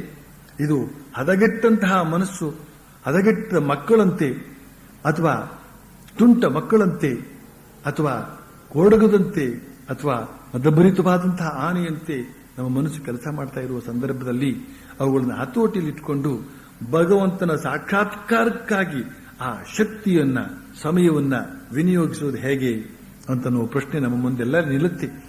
ಆದ್ರಿಂದ ಕೇವಲ ಸಮಯ ಸಿಕ್ಕಿದ್ರೆ ಸಾಲದು, ಅದನ್ನು ಸದುಪಯೋಗ ಪಡಿಸಿಕೊಳ್ಳಬಹುದಾದಂತಹ ಮಾನಸಿಕ ಸ್ಥಿತಿ ಬೇಕಾಗುತ್ತೆ. ಮನಸ್ಸು ನಮ್ಮ ಅಧೀನದಲ್ಲಿರಬೇಕಾಗುತ್ತೆ. ನಾವು ಮಾಡು ಅಂದ್ರೆ ಮಾಡಬೇಕು, ನಮ್ಮ ಮನಸ್ಸು ಮಾಡಬೇಡ ಅಂತ ಹೇಳಿದ್ರೆ ಮಾಡಬಾರದು, ಅಲ್ಲಿಗೆ ಹೋಗಬೇಡ ಅಂದ್ರೆ ಹೋಗಬಾರದು, ಅಲ್ಲಿ ಹೋಗು ಅಂದ್ರೆ ಹೋಗಬೇಕು. ಆನೆ ಕೂಡ ಮಾವುತನ ಮಾತನ್ನು ಎಷ್ಟು ಸ್ವಾರಸ್ಯವಾಗಿ, ಎಷ್ಟು ಆಶ್ಚರ್ಯಜನಕವಾಗಿ ಕೇಳುತ್ತೆ ಅಂತಂದ್ರೆ, ಆ ಕಾಲು ದಪ್ಪದ ಚರ್ಮ, ಅದರ ಮೇಲೆ ಸುಮ್ಮನೆ ಒಂದು ಕೋಲನ್ನು ಇಟ್ಟಿರ್ತಾನೆ, ಈ ಕಾಲನ್ನು ಕದಲಿಸಬೇಡ ಇಲ್ಲಿಂದ ಅಂತ. ಪುಟ್ಟ ಕೋಲು, ದೊಣ್ಣೆ ಕೂಡ ಅಲ್ಲ ಅದು. ಅದನ್ನು ಇಟ್ಟುಬಿಟ್ಟು ಇದನ್ನು ಕದಲಿಸಬೇಡ, ಈ ಕಾಲನ್ನು ಎತ್ತಬೇಡ ಅಂತ ಇಟ್ಟು, ಅದರಿಂದ ಆ ಜಾಗದಿಂದ ಇನ್ನೊಂದು ಕಡೆ ಹೋಗೋದಕ್ಕೆ ಸಾಧ್ಯವಿಲ್ಲ. ಆ ಆನೆ ಹೋಗೋದೇ ಇಲ್ಲ ಅದು. ಯಾಕೆ? ಎದ್ರೆ ಆ ಕೋಲು ಕೆಳಗಡೆ ಬೀಳುತ್ತೆ. ಕೋಲು ಕೆಳಗಡೆ ಬಿದ್ದರೆ ಇವನಿಗೆ ಅವಿಧೇಯನಾದಂತೆ ಆಗಿಬಿಡುತ್ತೆ. ಆ ಮಾವುತ ಅವನೇನು ತಿಂಡಿ ಕೊಡ್ತಾನೆ? ಆನೆ ಹೊಟ್ಟೆಗೆ ಬೇಕಾಗುವಷ್ಟು ತಿಂಡಿನ ಅವನಿಗೇನಾದ್ರೂ ಕೊಡೋದಕ್ಕೆ ಸಾಧ್ಯ ಉಂಟೆ? ಅವನೇನಾದ್ರೂ ಕೊಡೋದಿದ್ರೆ ಚುಚ್ಚುಗಳು, ಅವನ ಹತ್ರ ಇರ್ತಕ್ಕಂಥ ಅಂಕುಶಗಳಿಂದ ಚುಚ್ಚೋದೆಷ್ಟೋ ಅಷ್ಟೇನೆ. ಸ್ನಾನ ಮಾಡಿಸ್ತಾನೆ, ಓಡಾಡಿಸ್ತಾನೆ, ಕಷ್ಟಪಟ್ಟು ಅದಕ್ಕೆ ಶಿಕ್ಷಣ ಕೊಡ್ತಾನೆ, ನಮಸ್ಕಾರ ಮಾಡಿಸ್ತಾನೆ. ಮೊನ್ನೆ ಕಡೆ ಒಂದು ಮಠದಲ್ಲಿ ಇರ್ತಕ್ಕಂಥ ಆನೆ, ಅದರ ಮೂಗಿನ ತುದಿಯಲ್ಲಿ ಆರ್ಗನ್ ಅಂತ ಹೇಳ್ತಾರೆ ಅದಕ್ಕೆ, ಪೀಪ್ರಿ ಅಂತ ಹೇಳ್ತಾರೆ ಅದಕ್ಕೆ, ಪೀಪಿ. ಅದು 16 ಪೀಪ್ರಿ ಇರ್ತಕ್ಕಂಥದ್ದು, 16 ಸದ್ದು ಒಟ್ಟೊಟ್ಟಿಗೆ ಆಗ್ತಕ್ಕಂಥದ್ದು ಆರ್ಗನ್. ಅದನ್ನು ಕೊಟ್ಟು ಅದನ್ನು ಊದಿಸ್ತಾ ಇದ್ದಾನೆ. ಅದು ಶ್ವಾಸವನ್ನು ಹೊರಗಡೆ ಬಿಡುವಾಗ ಒಂದು ಬಗೆಯ ಸದ್ದು, ಒಳಗಡೆ ಎಳೆದುಕೊಳ್ಳುವಾಗ ಇನ್ನೊಂದು ಬಗೆಯ ಸದ್ದು, ಈ ರೀತಿಯೆಲ್ಲ ಮಾಡಿಸ್ತಾ ಇದ್ದಾನೆ. ಈ ಆನೆಯ ಮೂಲಕ ಅಷ್ಟೊಂದು ಮಾಡಿಸ್ತಾ ಇದ್ದಾನೆ ಅವನು. ಸಂಪೂರ್ಣ ತನಗೆ ಅಂತಹ ದೊಡ್ಡ ಆನೆ ಒಂದು ವೇಳೆ ಅದೇನಾದರೂ ಅವಿಧೇಯವಾಗಿ ನಡೆದುಕೊಂಡ ಪಕ್ಷದಲ್ಲಿ ಇವನು ಕೊಟ್ಟಂತಹ ಶಿಕ್ಷೆಯನ್ನು ಕೂಡ ಅತಿಕ್ರಮಿಸಿ ಬೇಕಾದ ಸೊಂಡಿಲಿನಿಂದ ಆ ಮಾವುತನನ್ನು ಎಸೆದು ತನಗೆ ಬೇಕಾದ ಕಡೆಗೆ ಹೋಗಬಹುದು, ಅಷ್ಟು ಶಕ್ತಿ ಇದೆ. ಆದರೂ ಕೂಡ ಅದು ವಿಧೇಯವಾಗಿ ಇರುತ್ತೆ. ಆದರೆ ನಮ್ಮ ಮನಸ್ಸು ನಮಗೆ ವಿಧೇಯವಾಗಿರೋದಿಲ್ಲ. ನಾವು ಮಾಡಬೇಕು ಅಂತ ಇಟ್ಕೊಳ್ಳೋದೇ ಒಂದು, ಅದು ಆಗೋದೇ ಒಂದು, ಆ ಮನಸ್ಸು ಮಾಡೋದೇ ಇನ್ನೊಂದು. ಇಂತಹ ಒಂದು ದುಸ್ಥಿತಿ ನಮ್ಮ ಮನಸ್ಸಿನದ್ದು. ಇಂತಹ ಮನಸ್ಸಿನಿಂದ ನಾವು ಏನು ಮಹತ್ ಕಾರ್ಯವನ್ನು ಮಾಡೋದಕ್ಕೆ ಸಾಧ್ಯ? ಅದಕ್ಕೋಸ್ಕರ ನಮ್ಮ ಮನಸ್ಸನ್ನು ಸುಶಿಕ್ಷಿತಗೊಳಿಸುವ ಕಡೆಗೆ ವಿಶೇಷವಾಗಿ ಗಮನ ಕೊಡಬೇಕಾಗಿದೆ ಅಂತನ್ನೋದನ್ನ ಇದರ ಜೊತೆಯಲ್ಲಿ ಹೇಳಿ, ಬಳಿಕ ಶ್ರೀರಾಮಕೃಷ್ಣರು ಕರ್ಮದ ಬಗ್ಗೆ ಇನ್ನೊಂದು ಮಾತು ಹೇಳ್ತಾರೆ. ನಿಷ್ಕಾಮ ಕರ್ಮವೇನೋ ಬಹಳ ಒಳ್ಳೆಯದೇ, ಅದು ಅಶಾಂತಿಯನ್ನು ತರೋದಿಲ್ಲ. ಆದರೆ ನಿಷ್ಕಾಮದಿಂದ ಇರೋದು ಮಾತ್ರ ಬಹಳ ಕಠಿಣ. ನಾವೇನೋ ಭಾವಿಸ್ತೇವೆ ನಿಷ್ಕಾಮ ಕರ್ಮ ಮಾಡ್ತಾ ಇದ್ದೇವೆ ಅಂತ, ಆದರೆ ಕಾಮನೆಗಳು ನಮಗೆ ಅರಿವೇ ಆಗದ ರೀತಿಯಲ್ಲಿ ಎಲ್ಲಿಂದಲೋ ನುಸಿದುಕೊಂಡು ಬಂದುಬಿಡುತ್ತವೆ. ಮೊದಲು ಬಹಳವಾಗಿ ಸಾಧನೆ ಮಾಡಿದ್ರೆ ಅದರ ಬಲದಿಂದ ಕೆಲವರ ಕೈಯಲ್ಲಿ ನಿಷ್ಕಾಮ ಕರ್ಮ ಮಾಡೋದಕ್ಕೆ ಸಾಧ್ಯವಾಗಬಹುದು. ಭಗವಂತನ ದರ್ಶನ ದೊರೆತ ನಂತರ ನಿಷ್ಕಾಮ ಕರ್ಮವನ್ನು ಅನಾಯಾಸವಾಗಿ ಮಾಡಬಹುದು. ಭಗವದ್ ದರ್ಶನ ದೊರೆತ ನಂತರ ಪ್ರಾಯಿಕವಾಗಿ ಅಂದರೆ ಹೆಚ್ಚಾಗಿ ಕರ್ಮತ್ಯಾಗ ಆಗಿಬಿಡುತ್ತೆ. ಒಬ್ಬಿಬ್ಬರು ಅಂದ್ರೆ ನಾರದಾದಿ ಮಹರ್ಷಿಗಳು ಲೋಕ ಶಿಕ್ಷಣಾರ್ಥವಾಗಿ ಕರ್ಮ ಮಾಡ್ತಾರೆ. ಅವಧೂತ ಒಂದು ಜೇನು ಹುಳುವನ್ನ ತನ್ನ ಗುರುವಾಗಿ ಸ್ವೀಕರಿಸಿದ್ದ. ಜೇನು ಹುಳುಗಳು ಬಹಳ ದಿನಗಳವರೆಗೆ ದುಡಿದು ದುಡಿದು ದುಡಿದು ಜೇನು ಶೇಖರಿಸುತ್ತವೆ. ಆದರೆ ಆ ಜೇನನ್ನ ಅವು ತಾವೇ ಕುಡಿದು ಆನಂದ ಪಡುವಂತಿಲ್ಲ. ಮನುಷ್ಯ ಬಂದು ಗೂಡನ್ನು ಕಿತ್ತು ಜೇನನ್ನು ಅಪಹರಿಸಿಕೊಂಡು ಹೋಗಿಬಿಡ್ತಾನೆ. ಜೇನು ಹುಳುಗಳಿಂದ ಅವಧೂತ ಪಾಠ ಕಲಿತುಕೊಂಡ, ಸಂಚಯ ಮಾಡಿದು ಕೂಡುದು ಅಂತ. ಸಾಧುಗಳು ಭಗವಂತನ ಮೇಲೆ ತಮ್ಮ ಭಾರವನ್ನು ಸಂಪೂರ್ಣವಾಗಿ ಹಾಕಬೇಕು. ಅವರು ಸಂಚಯ ಮಾಡಿಡು ಕೂಡುದು. ಆದರೆ ಈ ನಿಯಮ ಸಂಸಾರಿಗಳಿಗಲ್ಲ. ಸಂಸಾರಿ ತನ್ನ ಸಂಸಾರ ಪೋಷಣೆ ಮಾಡಬೇಕಾಗಿದೆ. ಆದ್ರಿಂದ ಆತನಿಗೆ ಸಂಚಯದ ಅವಶ್ಯಕತೆ ಇರುತ್ತದೆ. ಸಂಚಯ ಅಂದ್ರೆ ಕೂಡಿ ಹಾಕೋದು. ಸಂಚಯದ ಅವಶ್ಯಕತೆ ಇದೆ. ಹಕ್ಕಿ ಮತ್ತು ಸಾಧು ಸಂಚಯ ಮಾಡಿ ಇಡೋದಿಲ್ಲ. ಆದರೆ ಹಕ್ಕಿಗೆ ಮರಿ ಆಯಿತು ಅಂದ್ರೆ ಅದು ಸಂಚಯ ಮಾಡುತ್ತೆ. ಮರಿಗಳಿಗಾಗಿ ಕೊಕ್ಕಿನಲ್ಲಿ ಆಹಾರವನ್ನ ಸಂಚಯ ಮಾಡಿಕೊಂಡು ತಂದು ಆ ಮರಿಯ ಬಾಯಿಗೆ ಹಾಕುತ್ತೆ ಅಂತನೋ ಮಾತನ್ನು ಹೇಳ್ತಾರೆ ಶ್ರೀರಾಮಕೃಷ್ಣ. ಸಂಚಯ ಮಾಡಿರು ಕೂಡುದು ಸನ್ಯಾಸಿಗಳು ಮತ್ತು ಆಧ್ಯಾತ್ಮಿಕ ಸಾಧಕರು, ಗೃಹಸ್ಥರಲ್ಲ. ಗೃಹಸ್ಥರು ಸಂಚಯ ಮಾಡಿಡಬಹುದು ಅಂತ ಹೇಳಿದ್ದಾರೆ. ಆದರೆ ಶ್ರೀರಾಮಕೃಷ್ಣ ಹೇಳಬೇಕಾದ್ರೆ ಮೊದಲೇನೇನೆ ಎಷ್ಟೋ ಜನ ಮಾಡಿ ಇಟ್ಟು, ಆಮೇಲೆ ರಾಮಕೃಷ್ಣ ಹೇಳಿದ್ರಲ್ಲ ಅಂತ ಇನ್ನೂ ಜಾಸ್ತಿ ಮಾಡಿ, ಆಮೇಲೆ ಇವರು ಜಾಸ್ತಿ ಮಾಡಿದ್ರಲ್ಲ ಸ್ವಲ್ಪ ಏನೋ ಮಾಡಿಕೊಳ್ಳಿ ಅಂತ ಹೇಳಿದ್ರೆ ಜಾಸ್ತಿ ಮಾಡಿದ್ರಲ್ಲ ಅಂತ ರೈಡ್ ಮಾಡಿ, ಆ ಜೇನು ಗೂಡಿನ ಉದಾಹರಣೆ ಕೊಟ್ಟರಲ್ಲ ಶ್ರೀರಾಮಕೃಷ್ಣ. ಕಷ್ಟಪಟ್ಟು ಹೂವಿಂದ ಹೂವಿಗೆ ಹೋಗಿ ಆ ಜೇನು ಹುಳುಗಳೇನೋ ಪಾಪ ಬಹಳ ಅವುಗಳೇನು ನೋವಾಗದಂತೆ ಪರಸ್ಪರ ಪರಾಗಸ್ಪರ್ಶ ಕೂಡ ಮಾಡಿ ಉಪಕಾರ ಮಾಡಿ ಬೀಜ ಆಗೋದಕ್ಕೆ ಅನುಕೂಲ ಆಗುವಂತೆ ಮಾಡಿ ಸಂಗ್ರಹಿಸುತ್ತವೆ. ಆದರೆ ಇವರು ಯಾವುದ್ಯಾವುದೋ ಮಾರ್ಗದಿಂದ ಸಂಗ್ರಹಿಸಿ ಇಟ್ಕೊಂಡು ಕೊನೆಗೂ ಕೂಡ ಯಾರ್ಯಾರಿಗೋ ಕೊಟ್ಟು, ಅಂದ್ರೆ ಸರ್ಕಾರಕ್ಕೆ ಪಾಪ ಸರ್ಕಾರದವರು ಕೊಟ್ಟು ಸರ್ಕಾರದವರಿಗೆ ಉಪಕಾರ ಮಾಡ್ತಾರೆ. ಅಂದ್ರೆ ಅವರು ಸರ್ಕಾರಕ್ಕೇನು ಹೋಗೋದಿಲ್ಲ, ಅದು ಮಧ್ಯದಲ್ಲಿ ಯಾರ್ಯಾರೋ ಇದಾರದಕ್ಕೆಲ್ಲ ಗಿರಾಕಿಗಳು. ಈ ರೀತಿಯಲ್ಲಿ ಅಷ್ಟೆಲ್ಲ ಕಷ್ಟಪಟ್ಟು ಸಂಪಾದನೆ ಮಾಡಿದ್ದು ವ್ಯರ್ಥವಾಗುತ್ತೆ. ಅವಧೂತ ಕಲ್ತ್ಕೊಳ್ತಾನೆ, ಇದೆಲ್ಲ ವ್ಯರ್ಥ ಅಂತ. ಆದರೆ ಸಂಸಾರಿಗಳ ವಿಷಯದಲ್ಲಿ ಶ್ರೀರಾಮಕೃಷ್ಣ ಹೇಳಿದ್ದಾರೆ, ಸಂಗ್ರಹಿಸಿಟ್ಕೊಳ್ಬೇಕಾಗತ್ತೆ. ಸಂಸಾರಿಗಳು ಯಾರು ಅಂತಂದ್ರೆ ಗೃಹಸ್ಥರು. ಅವರು ಜ್ಯೇಷ್ಠಾಶ್ರಮಿಗಳು, ಬ್ರಹ್ಮಚರ್ಯ ಆಶ್ರಮ, ವಾನಪ್ರಸ್ಥಾಶ್ರಮ, ಸನ್ಯಾಸಾಶ್ರಮದ ಇವರೆಲ್ಲರೂ ಕೂಡ ಕಾಪಾಡತಕ್ಕಂಥವರು ಗೃಹಸ್ಥಾಶ್ರಮಿಗಳಾದ್ರಿಂದ ಅವರೇನಾದರೂ ಮನಸ್ಸು ಮಾಡಿದರೆ ಮಾತ್ರವೇ ಸಮಾಜ ಎಲ್ಲ ಸರ್ವಾಂಗ ಸುಂದರವಾಗಿ ಬೆಳೆದುಕೊಂಡು ಹೋಗೋದಕ್ಕೆ ಸಾಧ್ಯವಾಗುತ್ತೆ.